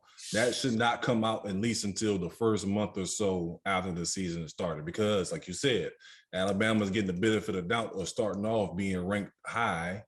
And even if they lose a game, they ain't losing that much ground because they get that benefit of the doubt of the early season rankings. Because people get ranking off of historical factors, like, they're normally good. Like, hence Notre Dame. I forgot what that video somebody put out a while back. It's like Notre Dame always starts off in the top 15. It's like, motherfucker, for why? Like, exactly. You ain't got no talent, but you're gonna get that just because you're Notre Dame. Or same thing with Virginia Tech. We always rank like the high teams to start off the season, then we lose to fucking like Eastern Carolina, and then we fight our way back into it. But like, this should never be. You should never get preseason, especially now with all these transfers going on. You don't know who's on the team. You know what I'm saying? So you got to at least let these teams play out and then go from there. Who's the big dog in the country? So true. Especially with basketball too, with freshmen coming in and just changing programs, solo dolo. So I think that plays a part in it too, because sometimes you'll get this like fire recruit that will show up, so they feel like they're gonna rank you higher based off of these just 2 or 3 recruits. Yeah, and then when they don't pan out, or they just don't go off like you think they're going, or they get redshirted, they get injured, whatever. Right. What's your boy from Oklahoma? Spencer Rattler. Yeah, you know what I'm saying? Didn't he get benched or something like that? He went from being a Heisman hopeful to getting benched. Yeah, and he got a piss poor attitude also, boy. God damn, he had a true baby. So he ain't no kind of supporter. But I was like that old trash ass white boy everybody fucking thought was so cold. Coming out of fucking your high school was damn near a college fucking program. Because he transferred like 4 times already. I can't think of that. Oh, Tate Martell. Yeah. And he from Miami? Did he go to Miami? Yep, he went to Miami too. He ain't there now. He gone. Yeah, he transferred so many times. I don't know where the fuck he at no more. Right. You're correct. He like he changed up. He'll be a 25-year-old sophomore. Yeah. Right. Because he gonna take that COVID year. You already know you're gonna take that extra COVID year. Right. He can't get on the field nowhere. Right. He dead at what, 25 by now? Yeah. Like, goddamn, son, QB1 was a long time ago. Shit, you just trying to get. Maybe you just not that good. How about that? Right. Let's just say that, man. Your high school run is over. You get your L Bundy on, reminisce about your heyday, and then keep it moving. 4 touchdowns. I scored 4 touchdowns in 1 game. Yeah, that's all you can do, man. Get you a no ma'am t-shirt. Look, and come chill in the basement with me. Yeah, that's all, man. Just show the videos to your kids and your old high school. You play, cats. And but again, the ego, man, the ego that you build up in high school. You thinking like how many players like people don't realize. Like we were talking about coaches going from college to pros. It's the same thing for players when you might be the man on your team, but when you go to college, there's a whole team of people that was the man on their team. Yeah. That was the thing. I didn't even think he was the man on his team. He was just the quarterback of the team. Because it was basically like he went to one of them schools like IMG Academy, and one of them is basically a sports school, right? Like all they do is just get all of these fucking players that just come here just to play sports. Like that's it. Which I did find out what happened with the Bishop Sycamore thing, because that was some funny shit how that happened. It's not that they weren't a school. What happened was they actually was attached to a school. It was a Catholic school. Yeah. It was attached, but they pulled their funding. And when they pulled their funding, that's when they lost, like, I guess, I don't want to say accreditation, but that's when they stopped being an actual school because they lost the funding. But they always been because I was wondering, I was like, man, they've been playing for like 3-4 years now. Why all of a sudden now they get caught not doing it? But they were a school now. They were a school just now since the original school pulled their funding from the football program. But that's what it was. I was like, that's weird. Like, you can't tell me these motherfuckers been doing this shit for 4 years and nobody got caught on game. Yeah. No, that don't sound right. But that's what he was, man. Fuck that boy. I probably didn't hate that little dude like that. I don't even know him like that. But he just because nobody else get to do shit like that. That's why. Yeah, that's what pisses me off about it. Like, right? When people get away with some shit that's shady, it ain't you get right. 25 opportunities. Yeah, and that's what Herm Edwards was talking about when he took over Arizona State.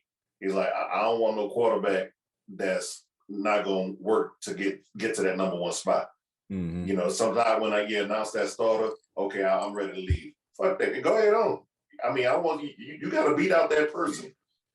How many Hall of Famers said when I got to this place, I was 9th on the depth chart. I was 12th. Mm-hmm. I got drafted in the 6th round. Yeah. And that's what pissed me off about him, because he used to do just like silly shit like that.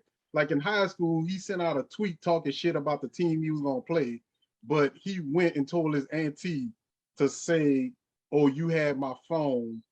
Tell them." Wow. Now, mind you, when he's doing this, they're recording a nationally televised show that he's on, where the cameras are actually in your face recording you. As you say, take the credit. Reality show, you doing on a reality type show thing, like, and you incriminating yourself. Yeah, like we're rolling. See all these lights? Yeah, we're rolling. Hey, we're rolling. Come on. Like, text that to your aunt, nigga. Don't say that shit on the phone. Yeah, that's low awareness. The mind is a terrible 27. Thing. The mind is a terrible thing. If you're bold enough to send the tweet, be bold enough to stand on it that you sent it. Right. Yeah, say it with your chest. Yeah, like Ben Simmons. Yeah, Ben Simmons said with his chest, I want the fuck out of Philly. Hey, I don't blame him though. That's bruh, that was too much, dog. They're doing too much with Ben Simmons. Fuck Ben Simmons. Yeah, bro. It ain't even a 76ers game. It ain't even basketball. It was a wrestling event. Nigga, it was wrestling. Like, that shit ain't even called, bro. Philly cold for that shit, dog. Philly ain't nothing. Them Philly fans ain't nothing nice, cuz. That's some bullshit. I'm like, I don't blame that man saying fuck all that. I ain't coming on that court. Yeah. I don't see none of y'all. You see how these damn fans are. They don't want me here. None of y'all want me here. Nigga, get me the fuck out of here. Out. You keep that bear, that child-bearing hip ass nigga. The rest of y'all keep going by y'all business. Fuck all y'all. I'm gonna go play with the Pelicans. They love everybody.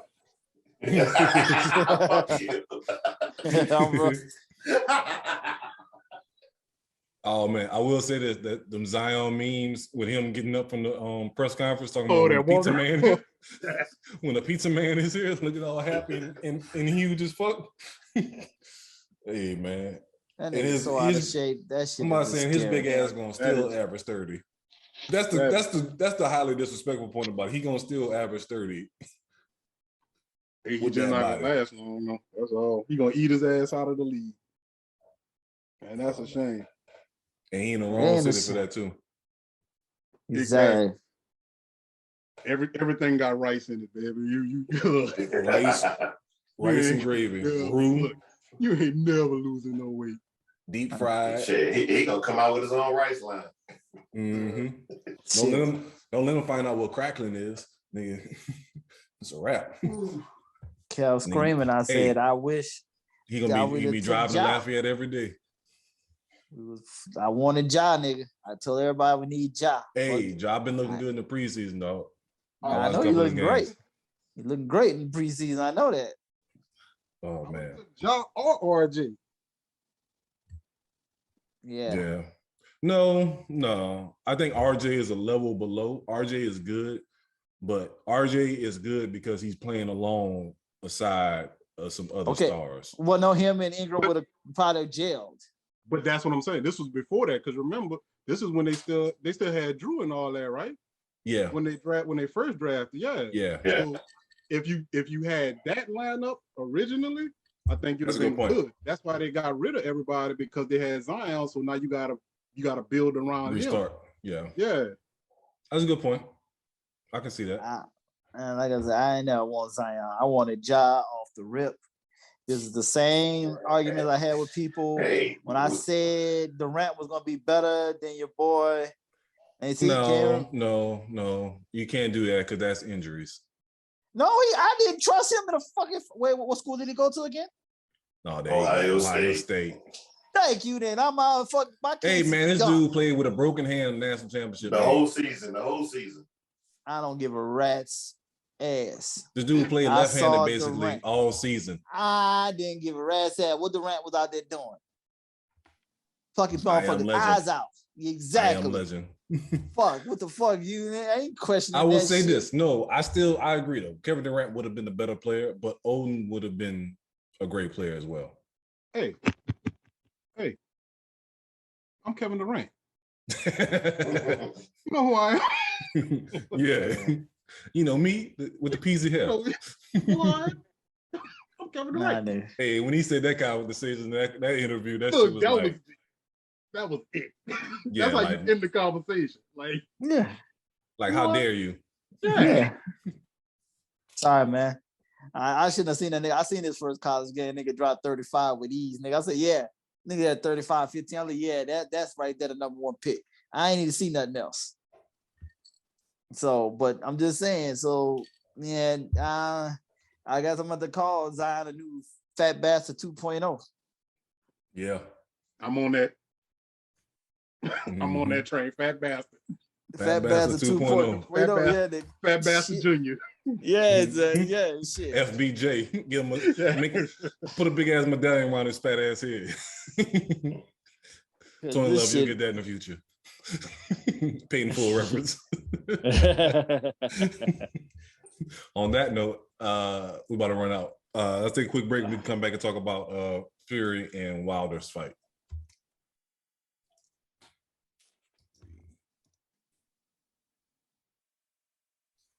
All right, moving on, jumping into boxing. This fight was delayed, which kind of killed my urge to watch the fight with Fury and Wilder. I think just for the sake of heavyweight boxing, it was a good fight as far as big punches landed, knockdowns, etc. But Fury proved to be too much for Wilder.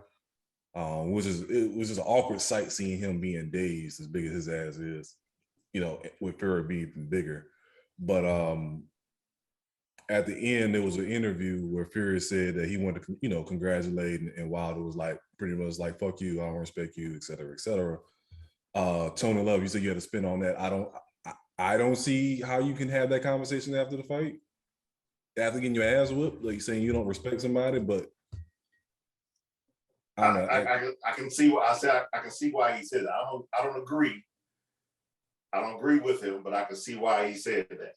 And you know, he should have just took the L because nobody cares about the contents in which you lost. And but for him, I can see why he said he didn't respect him. If you look at for me, I had him win in the first fight.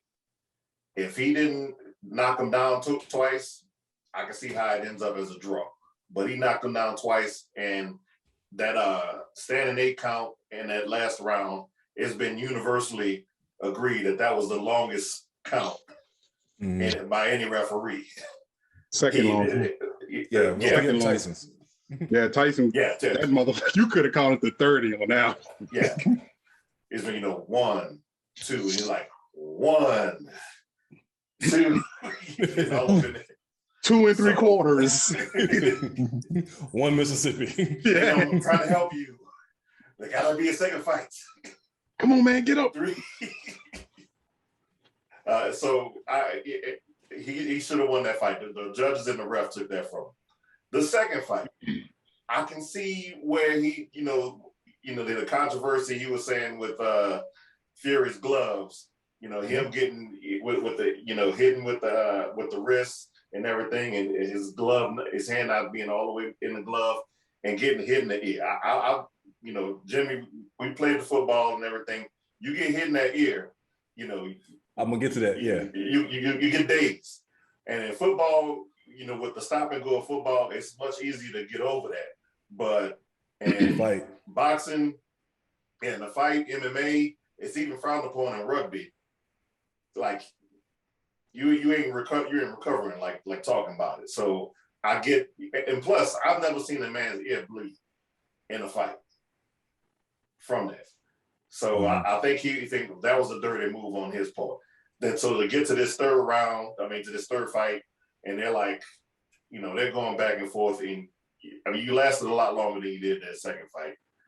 But to get to that point, for everything, the disrespect that took him to that third fight. I think that's where he was coming from. This is what I had to go through. Now, this is what I was going to say. I can see with the punches. There's a lot of rapid punches close to behind the head, the side of the head, and the ears. So it was like it wasn't like Fury was just that's the way he was just landing. It was like it was intentional. Like that's part of his game plan. So I kind of get that. And I didn't know about the glove part with it wasn't all the way in. So you get more knuckle on the punch. So I get that actually does make sense because again, like in this fight you seen, he was hitting for the ears. And hitting for like the close behind the back or behind the back of his head. So it's which I think I don't know if they loosened the rules on that, but like I remember back in the day, like anything close to behind the head, the referee was jumping in and checking for taking a point, breaking it up or whatever. So Jimmy, what you got? Oh, but that's when, well, to your point on that's when you had these referees who name was bigger than some of the fighters. Mills Lane, Joe Cortez. Right. So they demanded respect. They couldn't be intimidated about whatever you got going on because shit, whether you put me in this match or the next one, somebody gonna pay me to be that name, right? Yeah. Like Michael Buffer get like what $500,000 for just saying let's get ready to rumble. Or something. That was $1 million. Yeah, Mills Lane had his own TV show, the Celebrity Deathmatch. So much so that now, just off the strength of him, his little brother starting to do it now, right? Like just off of the strength of him doing that. That's how much of a name you are. But that's what a boxing is, right? It's about names. It's never about talent. So as long as you have the weight to push yourself around, then if you that referee that's like, man, fuck this, I'm Mills Lane, right? Like you ain't about to tell me how to do my job. And he can do that. But now you got probably most of the time the motherfuckers probably work for the promoter themselves. Like I that person, right?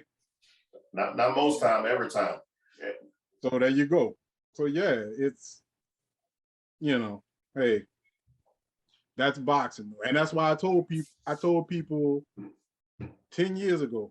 I think it was like 10, it might have been 5 years ago. I don't know. Because I remember Mayweather had this video out where he called MMA was for beer drinkers, right? No respectable fighter is going to do MMA. I told people then, because everybody was commenting about that, hey, MMA going to be bigger than boxing because boxing refuses to do what they need to do to have the matches that people want. And it's all built off of names and products, right? It's never about the fighters. It's never about, hey, we want to see these two people fight, make it happen. MMA does that all the time. That's the only thing I can say about MMA that has made them come up, and what made me know that they will come up, they made everybody fight everybody. Like if you're going to be that dude, you're going to really be that dude, and it's going to be uncontested, right? Because you don't whip everybody ass. Boxing don't do that no more, right? It's like you fight a bunch of tomato cans, you win 20 wins, get ranked, become the champion, and then you fight a real fighter, and then now he gets the belt. Now you get to do this shit for 2 more times and make $300 million a fight. Yeah. And for me, I don't even call it these big matchups, these championship fights. I don't even call it boxing no more because all it is just in its pure form is prize. It's prize fighting. Prize fighting. That's all it is at the end of the day. I mean, boxing is what you do to get to the prize fight. You taking on that's the road there, but it's Django. Like I say, it's that's what it is. It's Django. It's two niggas fighting until one rip the other one eyes out. Like that's what it is. Yeah. And it's about the entertainment. What is it's WWF.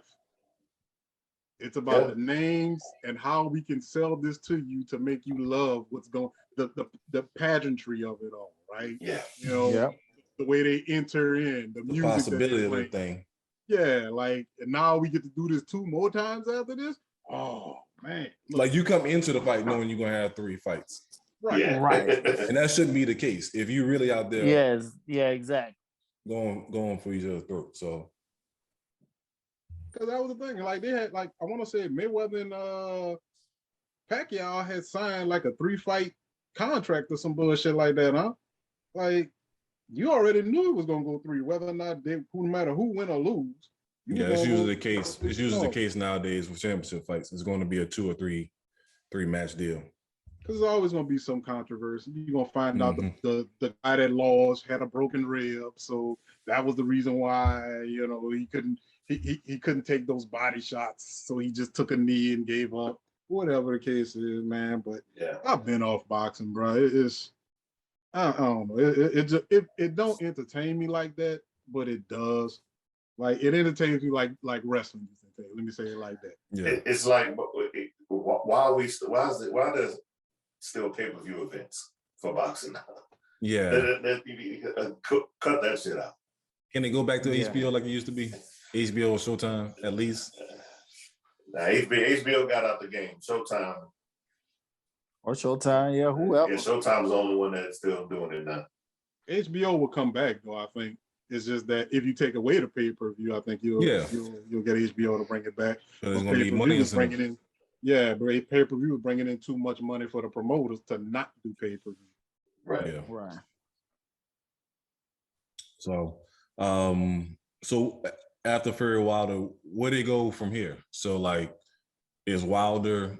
Cause I know we mentioned that in the chat, like talking about possibly retiring. You think he done? You think there's just ain't no coming back from this? Depends on what the writers want to do. some real wrestling shit. Wrestling shit, right there, really. Because I'm seeing it now how you can swing your back. You give him about 2 more fights, you beat the shit out of them, then you work Joshua back around in this some kind of way too. That's what I was going to bring into this. Fuck around, he beat Joshua, and now it's Fury, it's Tyson Wilder again, right? Like you can do it, but again, it's just what you want. Because that was my thing is like for Wilder, unless you bring back Joshua and bring him back up, there's nobody out there that can fuck with Wilder. For now, unless somebody comes up. But Joshua just lost his last fight. Right. So that's a hard battle trying to get him back into the swing of things. See, Joshua is fucking everybody's storyline all up. Like, yo, lazy fucking losing all these fights and shit. Now we can't do what we want to do. We're trying to make better fights out here. He is, dog. He's always been garbage, though. He's been overrated forever, and now he's. Because that's what people were saying. Like maybe because he was always having the fights overseas, and he always had that advantage. That was a big part of his thing. And at first, when I heard it, I was like, okay, that can't be it. And then he's been getting his ass. But even Wilder was like, hey, let's go. I'll come to your spot. Let's go. I'll come to Wembley. And you still like, you asking for this money, and you ain't even bringing in others. Like, come on, man. Do you want to fight or not? Right. I'm the best. You the best. I'm 30-something and 0. You a nice 17-0. Yeah. You got a belt. I got a belt. Let's just fight, right? Yeah. That should look. You make sense. But that should be the thing. Like I'm holding it, and that's we said that in the past too. Too many fucking belts. Oh yeah. Everybody that's another thing about MMA too. It's like this your weight class. You got that one belt. That's it. Yeah, it's on that one belt. They got too many goddamn weight classes too. That's another thing. Yeah, they expanded that as well. So like, we don't need WBA, WBC, WBCW, TN. We don't need all that. Like, no, we don't. NWA. Yeah, you're trying to mix, and that's the thing. I think they're trying to mix everybody, like you said, an event. You know what I'm saying? Oh, he holds the belt, so he's worth it. Well, no, he's the Intercontinental Champion. That shit don't count. Basically. You know what I'm saying? Or the USA Champion. Yeah, exactly. Fucking Rey Mysterio holding the Intercontinental Championship belt. That shit don't matter. Yo, what was the dude named, the wrestler who made his own belt? The $1 Million Man. $1 Million Man, yeah. Ted DiBiase. That's what it is. I'm gonna just make me a belt, right? Like fuck it. I'm gonna just make a belt. Hey, that shit was fire though. He had the best belt. Exactly. Right. Matter of fact, eventually people started making belts like his belt. Belt. Yeah. Exactly. They stole his idea. He made that belt. I was like, damn, look at Ted DiBiase. The nigga that was known for taking out brass knuckles and knocking niggas out to win. I was like, I respect that. Yeah, exactly. You getting a musty ass knockout. Exactly. It's musty and it's in his brass. Oh man! And now he a pastor. Now he a pastor. Now he a pastor. That sounds about right. Diamonds everywhere. Yeah.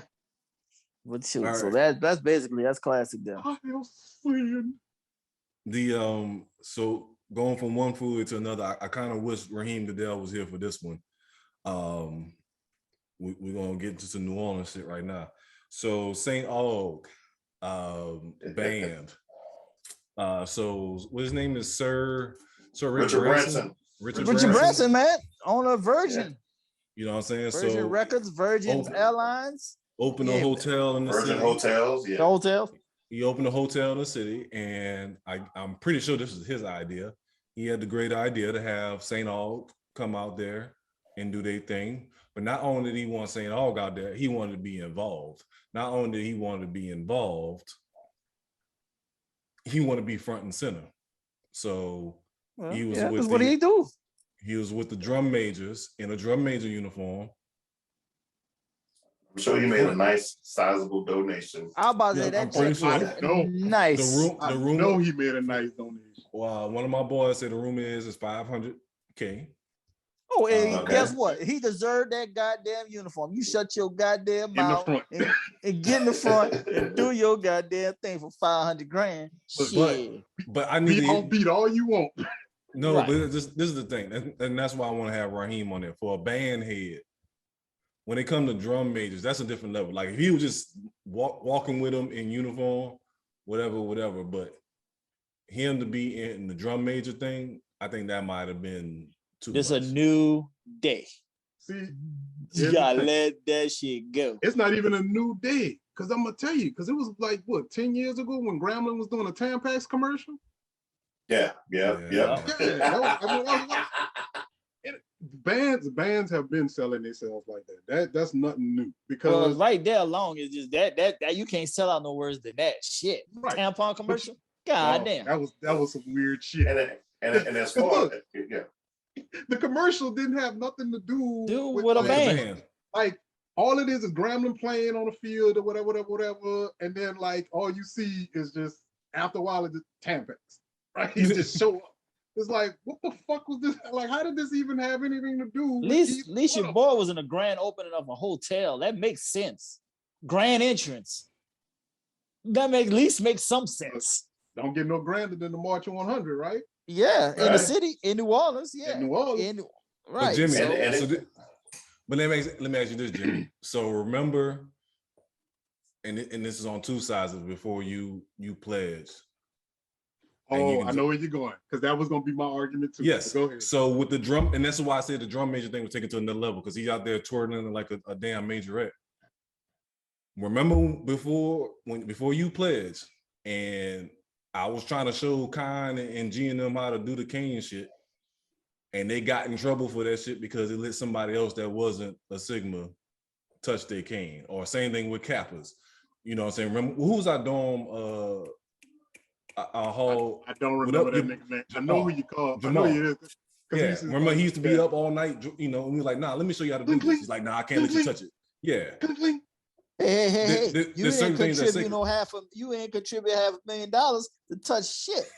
You gotta give the money to do that. Once you give a check, you have a pass. That's what I was about to tell you. That's why it's a double argument. Because I understand, because that was my thing too. When it first came up, I thought about it like that. Like, how would I feel if somebody was out there in my letter stepping and shit like that, knowing they're not part of the organization? Here's the thing. Two things with that. Had you donated $500,000 to the fraternity, they would have made you an honorary member anywhere. Anywhere. So you would have been able to do whatever the fuck you want. Exactly. That's how money talks, right? But I do understand the frustration in selling your paraphernalia to somebody like that, or just selling your organization to the highest bidder like that. It does kind of cheapen it, and it does kind of play into the whole I bought my friends type thing. Yeah. Because all I have to do is just pay money and I'm part of this organization, right?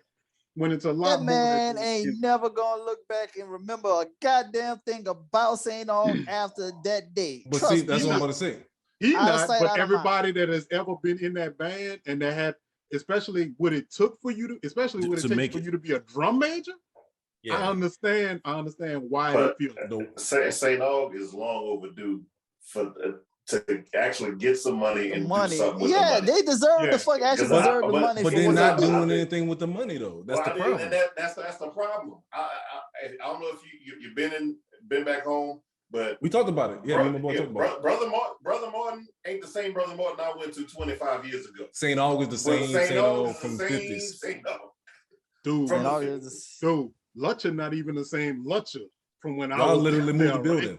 Like even the public school ain't even like that no more. My Abe ain't even Abe no more. You know, they put the whole new one. I still have not gone to look at it each time I went home. I refuse to go look at it. I'm not going to look at some shit I ain't get the benefit from.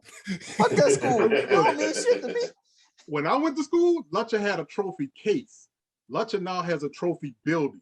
There's literally a building by the football field where you can go in and they have like all the state championship trophies and all that shit now. Hey, that's a slight flex. That's a slight flex. I ain't gonna lie. It's a slight flex. I get it. I understand. But that shit didn't exist back then, dog. I ain't gonna lie. And then my school is not even called Avon High School. It's Avison Psych Academy. So I don't know nothing about that fucking school. So I ain't gonna look at that shit. But let me tell you, going back to the fraternity thing. Remember how frowned upon it was for somebody to go paper? That's basically what you're doing. You're paying for the letters. So, but nowadays, I'll be honest with you. Nowadays, that shit is actually more acceptable. Yeah, it's more acceptable now, and only because there's too many motherfuckers going to jail. So all that pledging shit, all that beating motherfuckers, they don't want to touch it. And I to jail. I ain't going to prison for you.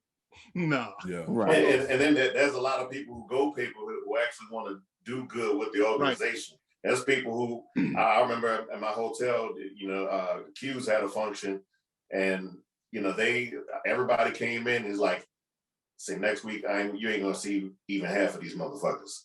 They only came because there was a party here. Yeah. And that's the thing. When it's never about how you get it. Like the only people that care about that shit is when you're in undergrad. Like when you're in college, motherfuckers kind of, that's when that kind of shit all plays in. Like, I got pledged the hardest and shit.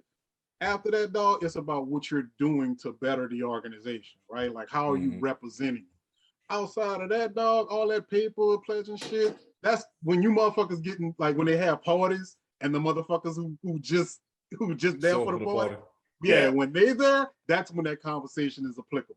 Outside of that, nobody don't give a shit, dog. It really don't. Like as long as you're doing something. But the thing about paper was, the stigmatism with people who were paper was, you would get in it, you would buy a T-shirt, and then that would be it. That was it. Right out of there. Yeah, you wouldn't do anything else to benefit the organization because you didn't have to earn it, right? Like you didn't have to do anything to get this. And that's why I say I understand how they feel about that. Like you didn't earn this uniform. You didn't earn this position.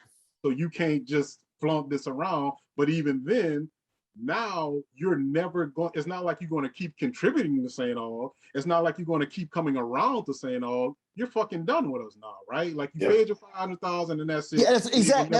That's how I look at it when it comes to him. He paid that. He just wanted to be a part of the moment, but he ain't like he going back repping. He ain't going back over the pond repping no fucking St. Aug. You gonna remember this shit after today. So it's a done deal. Not like you said. And that was my thing. So why even give him that the credibility to put on the uniform? Just give him a damn T-shirt. Oh, I mean, if he asked, because he made the request for it, he must most likely. Yeah, I want the best band in the city. Yeah, and he probably wanted the full uniform. And he's over the top like that though. Yeah. He's definitely over the top. So I wasn't surprised. Went into orbit. He tried to go out in orbit. Yeah, like he's known for doing reckless shit.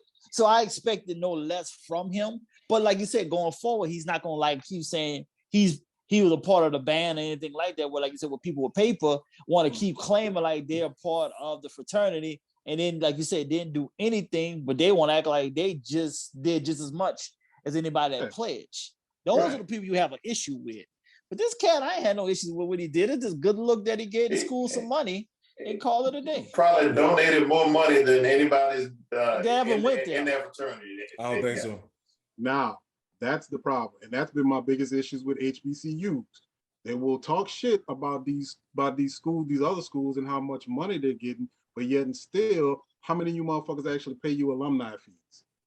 How many of y'all actually contribute? Y'all don't even buy the official license, like the official license paraphernalia for your school, so that the money can trickle back to the school. Yeah, you go get the t-shirt man, or you go find the cheapest one, the dude outside, making the hustle man. He out there selling t-shirts. And that's what I'm curious to see what Deion gonna do. That shit don't go back to the school. Right. I'm curious what Deion gonna do going forward at Jackson State with that. Is he gonna do that, or he gonna still be on that same cheap nonsense too, though, of getting them to see the bigger picture? My biggest fear with him is Florida State gonna come calling. Yep. And he gonna boom. Yeah. And everything that he was selling goes straight out the window with HBCUs. And he about hey, you can check all you want. You got all about the money. It must be the money now. You that ain't changed the Deion. But like I said, Florida State ain't paying. They ain't got this. Might as well stay in Jackson State. They ain't paying now. Right now. But they don't have the facility. Right now. So we talking about 5 or 6 years away then. Yeah, that's fine. That's fine. That's fine. Jackson State ain't even had the names on the back of their uniform before Deion. Exactly. If I'm coming there for a reason. Gonna be some changes. Yeah, gonna be some changes. I ain't about to come there with this same bullshit y'all got going on. No, I'm bringing back Peter Warwick. I'm bringing back Warren Dunn. Yeah, he gonna bring us some different. Yeah, Derek Brooks. Bring Derek Brooks. We bringing back some everybody. Dillard suits for everyone. Chris Wayne. So it would be a different energy, but so I had no issues with him wearing it because I knew I didn't know how much money he gave, but I knew he had to give a decent printing. $500K. Okay, that's a good penny to get to the school and everything. But I tell you this though, if it's 2 years down the line, this school's still looking like the school that it will be. It will be. It will be, sir. So they are the private school church, the church fund. Ain't shit going in that bitch. That's exactly what I was about to ask. Ain't a doorknob built on that bitch. I'm wondering how. That's why I wonder how that does it. So because I'm sure it's different for Catholic schools. Does that money funnel through like the archdiocese first and then trickles down to the school? Yes, I believe. Or does the money go straight directly to the school? No, I think it trickles down. No. It goes to it can go to the school, the alumni foundation. Okay. Yeah, because that's a donation. That's a donation. It's a donation. Oh, okay. All right, because that would explain a lot. Yeah, Brother Martin. That's a campus. At this point, it's probably as big as Suno. Right. And not the shit on saying but y'all got FEMA trailers over there trying to teach kids and dog. That shit ain't cool. Right? Like you can do a lot more. You can't tell me y'all have this much of a illustrious alumni. That's what I'm about to say. That's what my boy was saying. He was like, it's just so much. We talked about it like last year. Like you had 3 Grammy Award nominations in 1 year. That was alumni. 4. It was 4 that year. Yeah, for Grammys. You got an Avenger. You know what I'm saying? You got Super Bowl winners. Like, yeah, you got a lot of people in the league. You got several people in the league. Niggas say they got an Avenger. Maggie went to St. I believe so. No, he went to I know he went to Noka. McMahon? No, was it McMahon? No, what it is? 45? Is that it? 35. Yeah, he went to 35. Oh well. Because I want to say he went to what's the dude that's on ESPN? I know Michael Smith. Went to 35. Yeah, Michael Smith went to 35. Yeah, I think they went to the same school. Nah, we let Tony do his research. We're gonna let Tony do his research. Let's check it out. But I kind of feel like I don't know if he graduated from there or he just went there. I kind of feel like he went to Franklin. He went to Noka. I know that. I know your boy went to Ben Franklin. Wendell Pierce. Wendell Pierce went to okay. We went to Ben Franklin. Okay, I knew somebody went to Ben Franklin. You know what? You right, because I forgot about how all these niggas do, because y'all don't never just go to one school. Like, no, most niggas go to like 2. Yeah, we'll go to school in our neighborhood. Right. We ain't go nowhere near our neighborhood. We're gonna take 4 buses to go to school. We want to. Yeah, we get options. We actually do get options in it, but that's the crazy thing. So that's interesting. Yeah, that probably was the only hurdle with me moving with Pops. It was like I ain't going to Abe. That's for one thing. Yeah. We went to Warren Easton. That's where he went to Easton. Okay. That nigga went to Warren I see Easton. that. See that. I thought he was saying, okay. That's why I we have a don't research know. I don't know why. department. I was thinking McMahon. Yeah, you got the purple and gold, thinking, right? yeah, it's still I was thinking McMahon for some reason, like which is not that far away apart from him. So I knew he was more, up there and shit. So okay, makes sense. You know what? He looked like a fucking Warren Easton nigga. If you really think about it, a fucking arrogant asshole ass nigga, because he talks so fucking reckless. Yeah, that nigga do be talking. That nigga do be talking bad reckless. I agree with you. I'm just staying out of that right Nah, because that nigga overly cocky and arrogant, and them fucking Eastern motherfuckers have always was arrogant and cocky, but never get no fights. We had a dorm director like that went to Warren Easton. Yeah. Yeah. Yeah, them niggas different. That's all I always would say about Eastern niggas. They were different. That's what Ryan went too. Yeah. Yeah, we had a few Eastern. Lee Harvey Oswald went to Warren Easton. Oh Lord. Holy shit.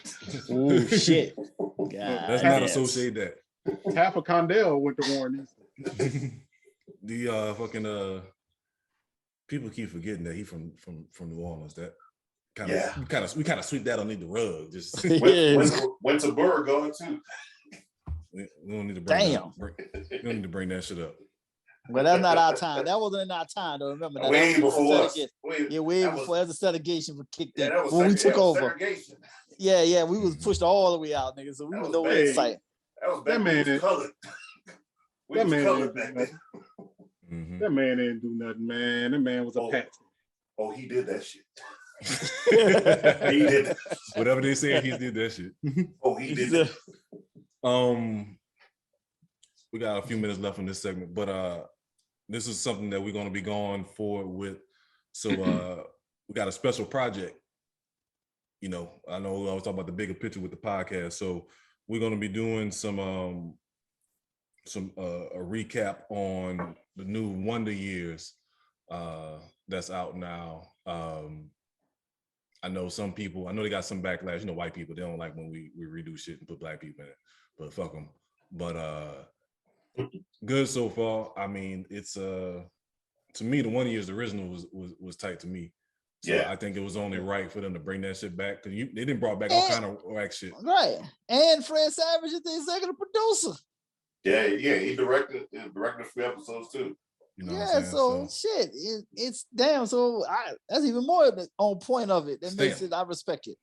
Exactly. Yes. He didn't want to do it because originally I think they wanted him to do a newer version, a modern day version of everybody grown up. He's like, nah, fuck that.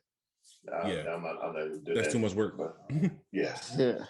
So with that said, Jimmy will be heading this project. So what ideas you got? Yeah, you nigga. Yeah, you, the one that went to school for this shit. Program. Shout out to Winnie Cooper. Still look good. Yeah, she do. Yeah, she do. She still ain't no Topanga, but she look good. Yeah, indeed. Topanga's a whole nother level. So yeah, Jimmy will be releasing those. What you gonna do? Is weekly, bi-weekly? What you trying to do? You do it weekly because it comes out every week. So you just do it after every episode. That's cool. All right. So yeah, I want to do more stuff like this. I know we did a couple of movies, and I know we did Tombstone. We did A Paid in Full. We ain't doing no movies that Tony Love picking. You got that right. You still bad, nigga. Power five. Thank you, nigga. Thank you. Kept me from beat me to the punch, so I wouldn't have to say it. So it wouldn't be as much. It wouldn't be as harsh. Yeah, we ain't doing these white collar movies just yet.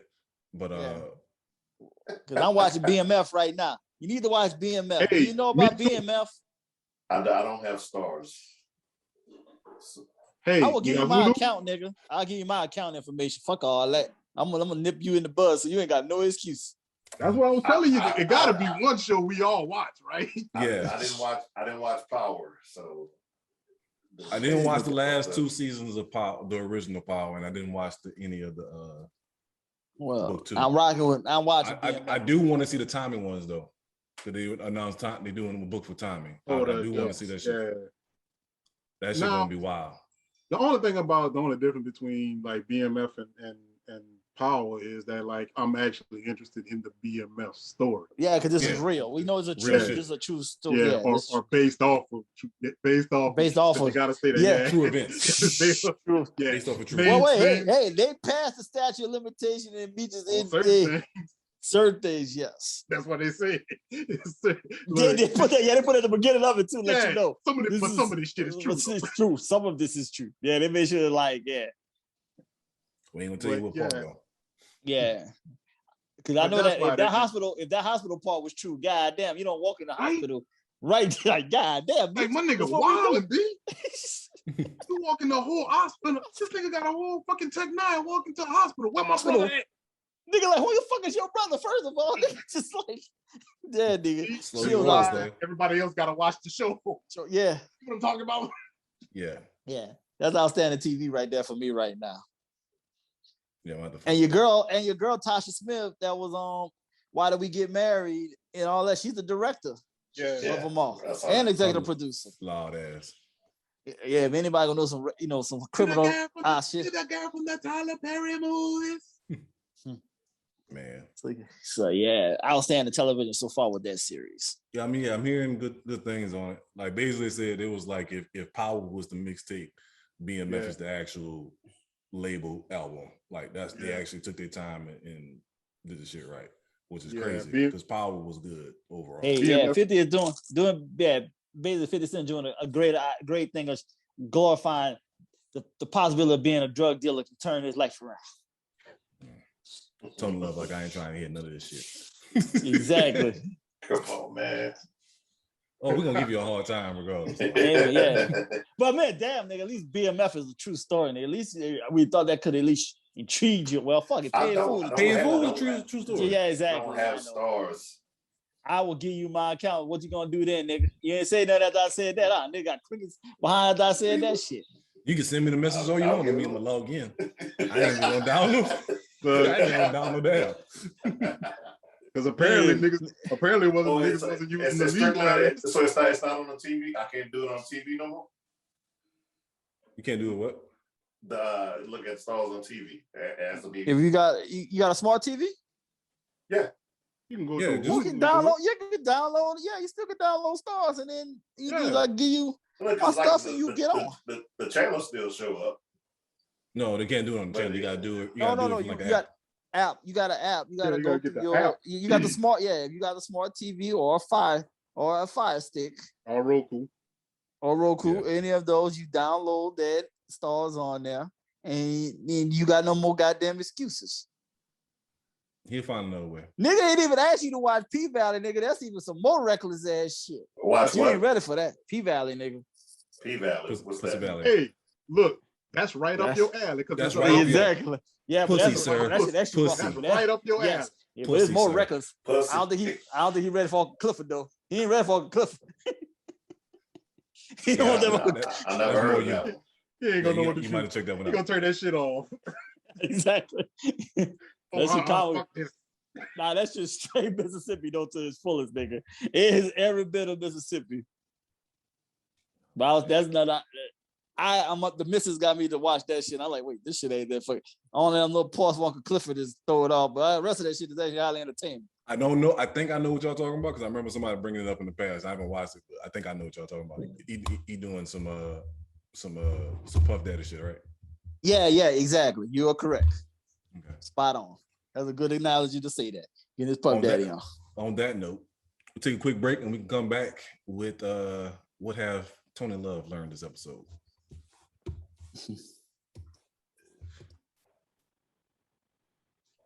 All right, Tony Love, what have you learned this episode? Let's see here. I've learned that Urban Meyers just needs to go. Barkley's ankles couldn't take the girth of his legs anymore. DeMaurice held Gruden's email in his back pocket. Kyrie's little warrior mentality has worn out his welcome. The SEC is no longer scared of Alabama. These recruits need to accept when they become Al Bundy. And say no, you're long overdue to make good on your donations. Long overdue. National titles and all. The bands are nice. The once in a generation athletes are good. And here's one I always say, March 100, name me 10 working musicians. That's the one I always used to brag on them about. Damn, pow. That's the only shot I ever take and say no. Other than that, I can't know. Now, what's your definition of working musicians? Like, because there's plenty of them that's just like sprinkled out working at the hookah lounge on Wednesday nights. Right. But like, you count them? I count them. Just okay. There's a few. I know a few of those, but name them. That's Floyd people. Wait, that's for him. And then what all? Oh damn, they said 10. Man, do PJ do PJ? But wait, was PJ Martin in the band? PJ wasn't in the band. So PJ Martin was in the band. Damn, that's fucked up. Do they have to actually play the instruments, or can they just be? Can their job be music related? Sure, I'll take it. Because there are a couple. I know a few high school band directors. You're marching 100. I'm only asking for 10.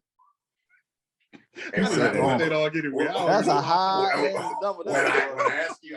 When I ask you, that's the only shot I ever take is, hey, March 100. You're famous. Y'all go all over the country. Name me 10. 10 working musicians. Yeah, we got to say that for Medalz. Yeah, that's a hard one now. You research department. Yeah, exactly. Research department asking questions. Exactly.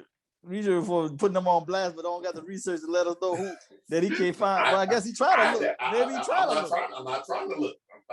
Why am I checking? Well, they would be noticeable off the rip without you actually looking. Is what he's trying to say. But I hear what he's saying, because I can't sit up here and brag about 8 state championships and I can't name NFL players. Right? I gotta give you somebody that played in the NFL. If I'm bragging about the football team, I gotta give you something. I gotta give you a Jarvis Landry. I gotta give you a Lionel Washington, right? Like I gotta give you the NFL players to go with the state championship. Louis Lips went to Letcher, or he went with us? No, he went to East St. John? Santa Ma. Santa Ma. It was some black and gold. It might have been East St. John. No, it was East St. John. It is East St. John. I couldn't remember if he went with y'all or not. I couldn't remember. It was East St. John or Santa Ma. I can't remember which one it was. No, it's us. If it's not y'all, then it's us. Yeah.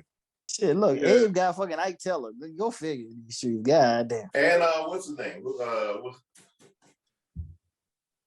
He played for the Ravens. Jones. Jacoby Jones. Yeah, Jacoby Jones. Oh. Okay, that was after I was already gone. I was already gone by that time. I don't go here. But I mean, that's the same with us. Like we only, we got a few that made the league, but nothing that's really. But like you said, if you got 8 state championships, somebody got to show up. Yeah. Right. Yeah. Somebody. You know what I'm saying? Like either that is the biggest scam in the world, which is still to be debated. I don't know how these 8 championships came up after we left. Mm-hmm. Yeah. Hey, we look. That was motherfuckers talking about Lutcher be recruiting from where? Convent? Like right. These are dudes. Donaldsonville. Yeah, like these are dudes who are the little brothers of the dudes who played with me, right? Like the quarterback from Lutcher. Now, I went to high school with his daddy. Like, dude, we're not recruiting. Now, I promise you, I know these dudes. Like, I know these little dudes. Yeah, that's a different story. Like that's everybody always got an excuse. Like why is somebody else successful? Like you said, for Lutcher, you can't play. You can't do that with Lutcher. Like ain't nobody willingly going to Lutcher. Mm-mm. Right. Like that's my choice. I'm passing up all these good schools to go to Lutcher. Hey, we ain't got that much sugar cane growing in Lutcher. What's the factory out there? Dixieland or whatever? Yeah, with Colonial Sugar or whatever. Colonial Sugar, yeah, we ain't got enough sugar cane to be buying high school football. Exactly. I'm sorry. It's just look. That's just how it happened. It just felt like that. Hey, maybe the teacher's fine. They got some new teachers back there, but when I went there, it's a new age now. Yeah, all the teachers we had were just old and decrepit. They didn't look right. I'm just taking shots because y'all had scandals. Teacher students. No, that's Dustin. That's Dustin. That's Dustin. That's it. That's Dustin. That's different parish. That's different parish. Okay. My bad. I ain't gonna say allegedly. I ain't gonna say it never happened, right? We just never got caught. Okay. Well, that's a lot of schools there then. I'm about to say. Yeah. Same here. Because I started thinking about some stuff. Yeah. Yeah. Allegedly. Yeah. Exactly. There's been some whispers, but yeah. We definitely had whispers. We had some more than we had more than whispers. Oh, there was a chick floating around, but I don't know where it was at. It kind of disappeared. Like, you know what I'm saying? They took one of the mafia trips. It never came back. What your boy said on Menace? Wait till they see this fucking tape. Gotta get rid of that bitch. Ain't no VCR combos around this motherfucker. Shit. But what y'all got on the games tonight? We got Bills and KC. What y'all call on that? Buffalo looking like they about to put an ass whooping. Yeah, Buffalo's on his ass kicking tour, looking like they just pissed off after losing to the rapist crew week 1, and they just said we just gonna take our anger on everybody. So I remember I said this on the podcast before. It's close. Is KC on that hangover?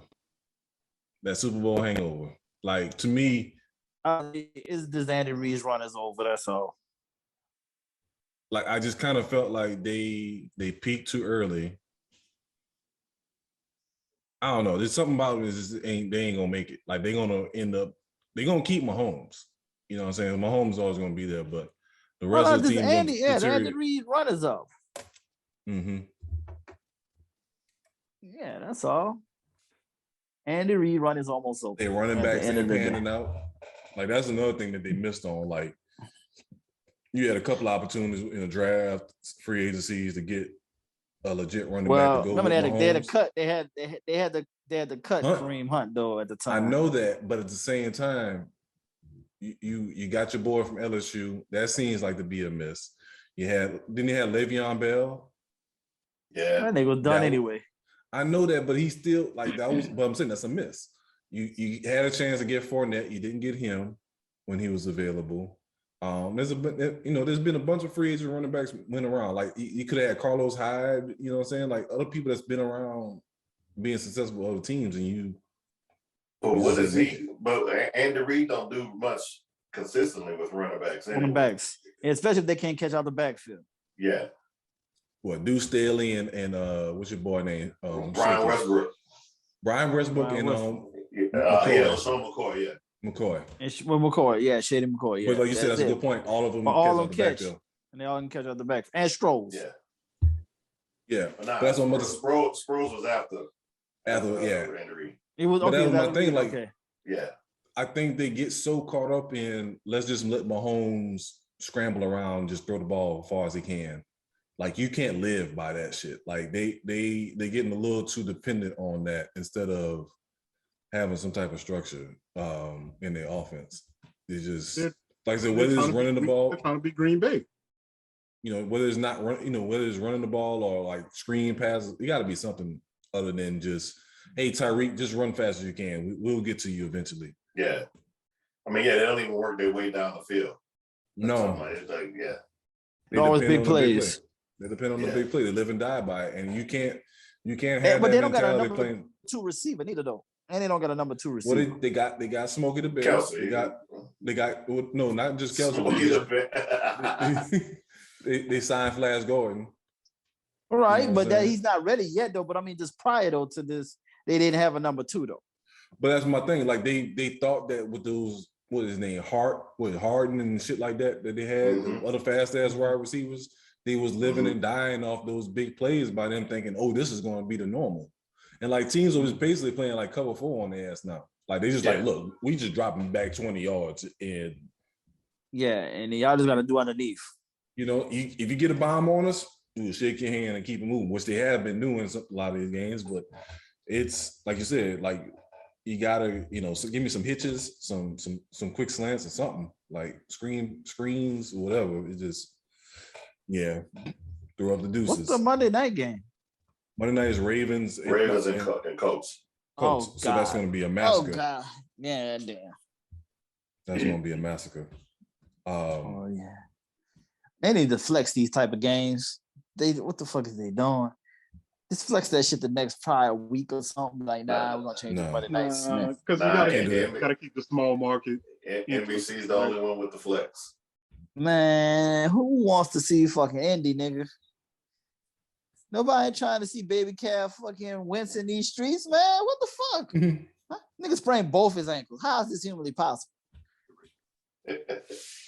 Hey man, he was looking bad too. Like, and he's out there trying to play and thug through it, but no, just because he knows once he sits on the bench, his job is gone. Done. Yeah, he done. Yeah. You know what I'm saying? So he was out there like it was like one play, like the pocket collapsed, and he in his mind, he's saying scramble, and his body was like, "What the fuck are you doing?" Nah, nigga, he turned it to cap, nigga. He turned it to cap, man. That's what he did. He turned cap, and the nigga he saw his light flash before his whole life and shit. You mean Cam Newton? No, cap for what the movie was? Any Given Sunday. That's what you talking about. That cap, nigga. Any Given Sunday, nigga. That nigga turned. That's what we turned it to, nigga. It's like, shit. Play for him, Tony. You're a goddamn quarterback. Yeah, nigga. Right, exactly. That's what I'm thinking. My nigga Cap, nigga, when he came back from breaking his back. When he came back to that first practice, he dropped back and he had the red shirt on, and he thought somebody was going to hit him. He's like, "Ain't nobody gonna hit you, punk ass." Shadow. That nigga froze like a mother. So yeah, nigga. That's who Wentz is. Nah, nigga, he's Cap. That's all. Ain't nobody gonna hit your punk ass. Mm-hmm. Fucking Lawrence Taylor. Why Lawrence Taylor was playing himself in that movie? Fucking drug addict. That's what he. Yeah, he just being himself, man. I'm worth $1 million. Like, oh man, this nigga here. Nigga, man, risking his whole life for that bonus, nigga. Mm-hmm. Then he had like 10 kids in that bitch too. Something like that. Yep, real life, nigga. He wasn't acting, nigga. They just wrote in his own script of his life. Oh yeah, we just added. All they did was add a gold tooth in his mouth. That's all they did. That's all they did was just give him a gold tooth. When they say this character was wrote with you in mind, this character was wrote with you in mind. Copy and paste. Yeah. Copy and paste. Sir. Yeah. Copy and paste. They didn't even probably have lines for him. Just be you. Right. The Fresh Prince of Bel-Air. Like, this is Will Smith. Like, this is literally yours. It's you. We just gonna put you in this scenario. Yeah. You just ad-lib the rest. We got it. What would you do? If you wanted a hooker to snort cocaine off your dick, how would you say it? Man. What did they remake? You think they can remake that shit? Hell yeah. Hell yeah. You don't even have to remake it. You can actually just update it, right? Because it's a football team. All you got to do is just now put it, 10, 20 years, whatever it is, from what that was. Or make it a show. Yeah. And you don't even have to do the same thing because they went to Albuquerque, New Mexico, or whatever it was. Yeah. See? Yeah, you can do the Aztec. Pick up a new team. Yeah. Netflix, get on it. This is about to be an ass whooping. Buffalo out here fucking around tonight. Yeah, look at that. We just wrote a movie for somebody. Mm-hmm. Yep. Somebody gonna get that check. But on that note, let's go ahead and wrap up. We'll be back next week. Jimmy, I'll get with you on the Wonder Years, and y'all be easy. Hopefully these Bills win. I need Josh Allen to go off so I can get this damn fantasy win. Yeah, fuck you, nigga, because you doing a good job right now. This motherfucker just threw another touchdown. So, I ain't trying to hear shit. And losing to a nigga by 4/10 of a point Fuck fantasy right now. Fuck fantasy. How old is Dash? 10. If this 10-year-old boy win his fantasy football league, I'm gonna be pissed off, dog. This shit ain't cool, bro. He ain't the normal 10-year-old, man. He ain't the normal 10-year-old. I looked at it like, man, this little fucker 2-1. Like, he really is winning out here. Man, I lost by 4/10 of a point last week. I needed a half a point to win and lost. And then now, this nigga here with Josh Allen getting loose right now. I ain't no happy camper right now. So the hell with fantasy. I'm about to check out.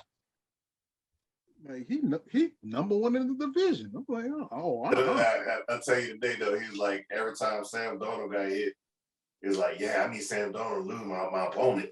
He got Sam Darnold. I was like, but DJ, you got DJ Moore in your squad, man. Forget all that. Look, he already gonna get it. Say, yo, somebody got to be a casualty in these streets, yo. And like, hey, no, I know the quarterback put up the most points, but if he ain't put up no points, I can take that L. If your quarterback fails you gonna lose this fantasy week. So he already get it. I tell you this, he gonna be hustling a lot of kids his age out of money in fantasy leagues in the future. Oh yeah. Yeah. Good job, parenting, sir. Good job.